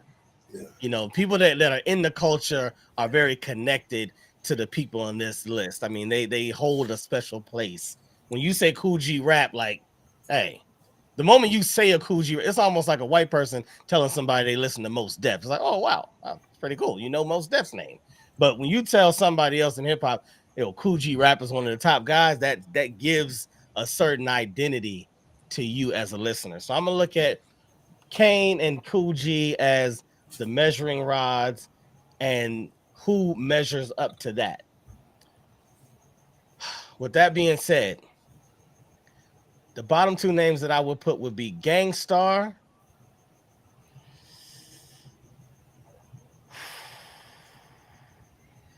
based on this measuring rod, because now we're just talking about lyricism, which removes production. I'm going to also put in Kanye West, because in comparison to the rest of them, I don't feel that lyrically, Kanye's dope. But we already agree on that. Everybody on these lists is dope. But I don't feel like lyrically he stacks up. It's between him and KRS-One lyrically. I'm gonna call it what it is. What, Reg? What? Say what you gotta say, man. No, I don't want to hold the stream up. Okay. But I just want to say this. KRS-One and Kanye are the same lyrically? Or no, KRS-One has better lyrics? No, it's not. This is the thing when you start looking at different eras, and we're gonna have a debate later about which was the greatest era. That's gonna be another GOAT topic. Greatest I understand era, that. right? So, but here's the difference: is because you literally can't compare a KRS-One and a Kendrick, right? You just can't. Yes, you can. No, completely different. Completely different. Are you talking about lyrics? But are you talking about lyrics? But I already said that. Kane and Coogee rap are the measuring rods. It's about lyrics. I can't compare. Hold on. Start at the beginning because you're confusing me. I don't think that you can compare, just like you said, you can't compare Biggie and Pac. I don't think you can compare KRS-One and Kendrick Lamar.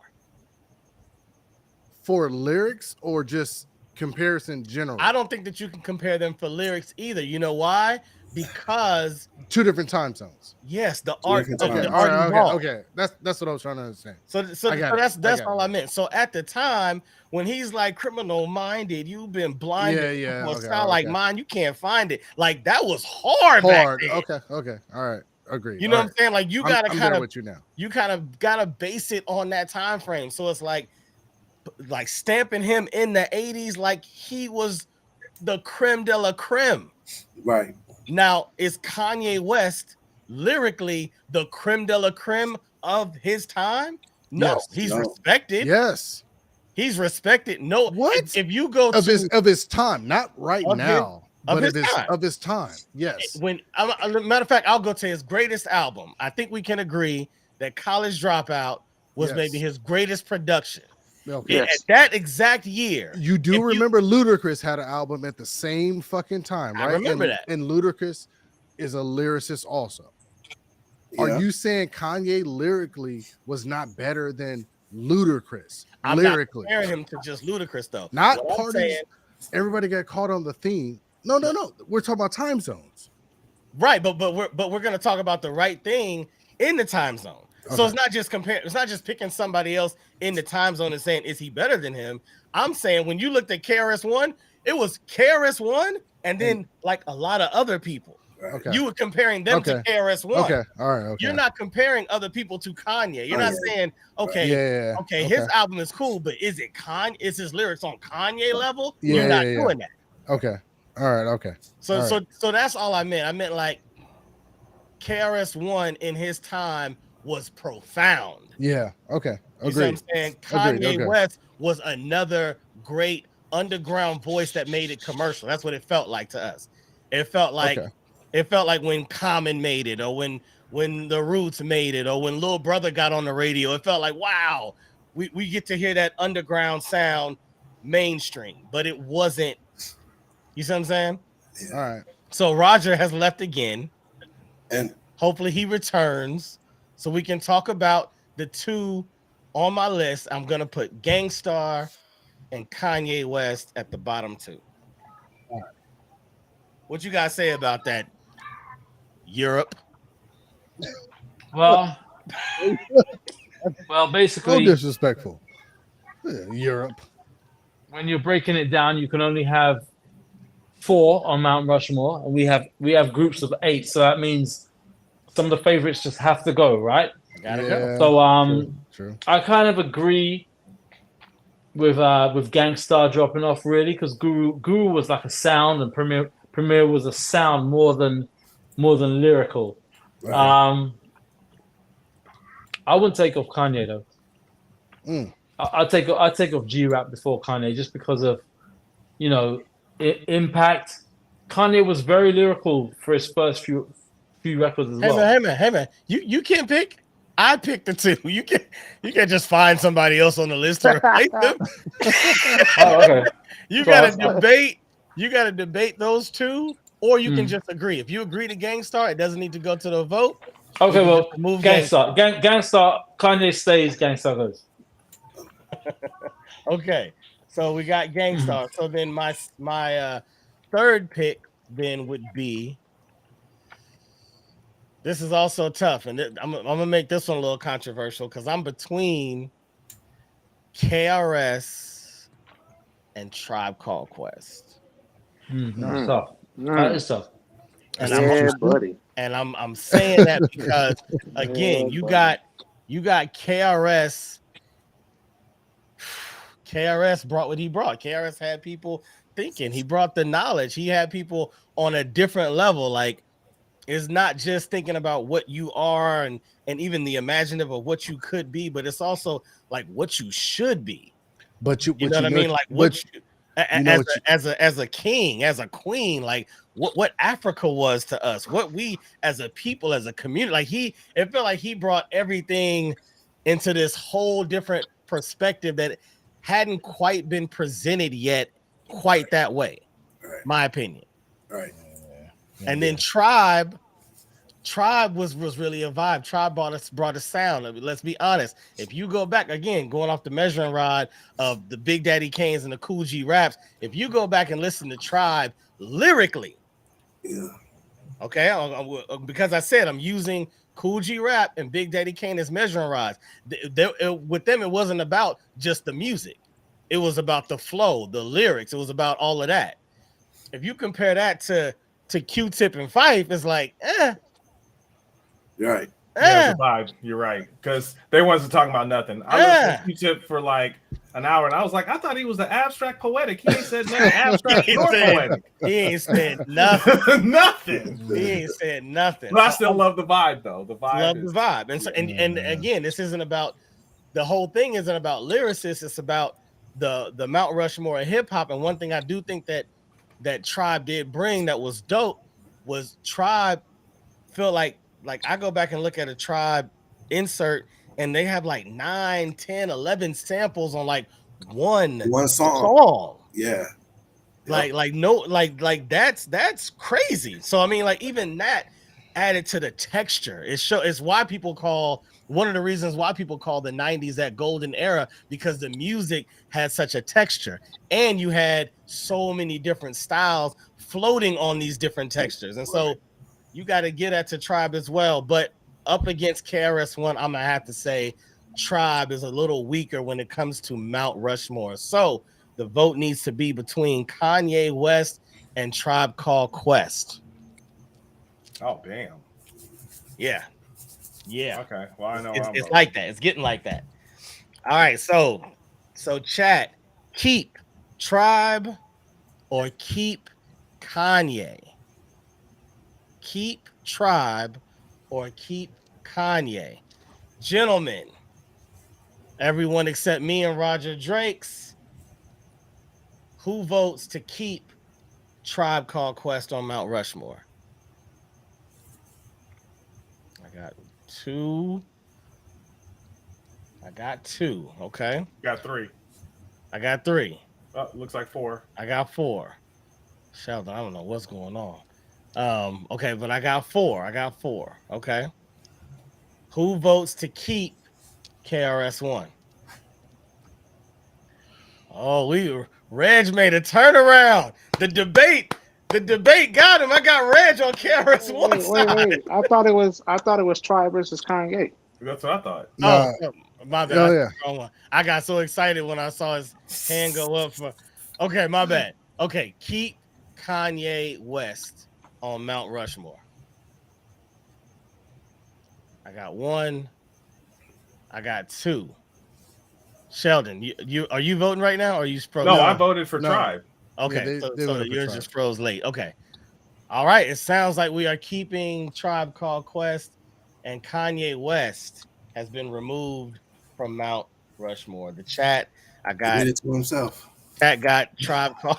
The chat got Tribe Called Quest as well. And there you have it, ladies and gentlemen. I will read off the remainder of your list, and then I'll tell you all the removals, and we will be done for this evening's festivities. Roger Drake's, your remaining artists are Nas, Big Daddy Kane, Cool G Rap, KRS-One, Tribe Called Quest, and Redman. The last on my list, I don't think that I read them off. My last was DJ Kool Herc, Grandmaster Flash, Grand Wizard Theodore, Russell Simmons, Melly Mel, and LL Cool J. Removed from Mount Rushmore today, Will Smith, Queen Latifah, Redman, MF Doom, G Unit, UGK, Common, Most Def, Fonte, Sky Zoo, Black Thought, Wonder Mike, Gangstar, Kanye, and Sylvia Robinson. When you read it back out loud, it kind of makes sense though. It kind of feels like we're going in the right direction. Listening to those names compared to some of the others that we've talked about tonight, it kind of feels like they're on a tier slightly under some of the other names that we spoke of. So I think as a team, we all did a good job today. So clap it up for yourselves. Let's go. Thank you, everybody in the chat, for joining in. Greatly appreciate the energy and the love and the focus. Thank you, everybody, for your attention. This was a 3-hour show, a 3-hour show. And so we will do part 2 coming up soon. Part 2 is going to be difficult. However, we will refine the process and try to make it a little faster, get through the names, but understand there's pain in round 2. There's pain in round 2. I thought by the end of the episode today, my plan was for everybody to come with a top 8 and for us to end with one top 8. Clearly, that's not going to happen in one show. So everybody still has 6 artists. So basically, we are left with a top 48. Oh. And we need to get down to 4. It's going to be a long road, gentlemen. It might be, it might be more than one. Maybe we need to do 3 parts. I'm open for it if y'all are. Hopefully the crowd is. And with that being said, it's time to sign off. And how we do it is I say pod is good. Y'all say all the time. I'll say all the time. And y'all say pod is good. Y'all got me? Yes, sir. Yeah. All right. Pod is good. All the time. And all the time. Pod is Pod good. is good. My guys, I appreciate y'all. Thank you. Thank you. Thank you. Thank you. I'll see y'all on the next one. Peace out, bro. Yes, sir. Everybody, that has been episode 53 of the Pod is Good podcast. Thank you for listening. You know, maybe you had to take this in a few chunks. You know what I mean? Maybe you listened to it for 45 minutes. You came back, you turned it on. Hey, as long as you got to the end to hear who was removed and who remains, we appreciate you. Round 2 will be coming soon where we will have the top 6 of all of us, and maybe we'll get down to each individual's top 4. Top 4. That will be the goal.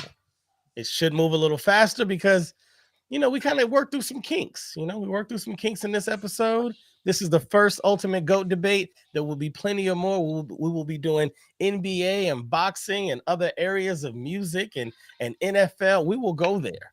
We will go there because these conversations need to be had, right? We love talking about them. We love it. We love it. This is energizing to us. I guarantee everybody that was on here today presenting their artist, they felt an energy. Even listening to someone else present theirs, we're reminded of how we felt when we heard that artist's music, how we felt when we saw that artist perform. We have connections with music. They're personal. They're personal. I hear a lot of noise in the background, so I'm gonna shut it down. And I'll see y'all next time. This is Cashmere, California. This has been the Pod is Good podcast. I'll talk to y'all later.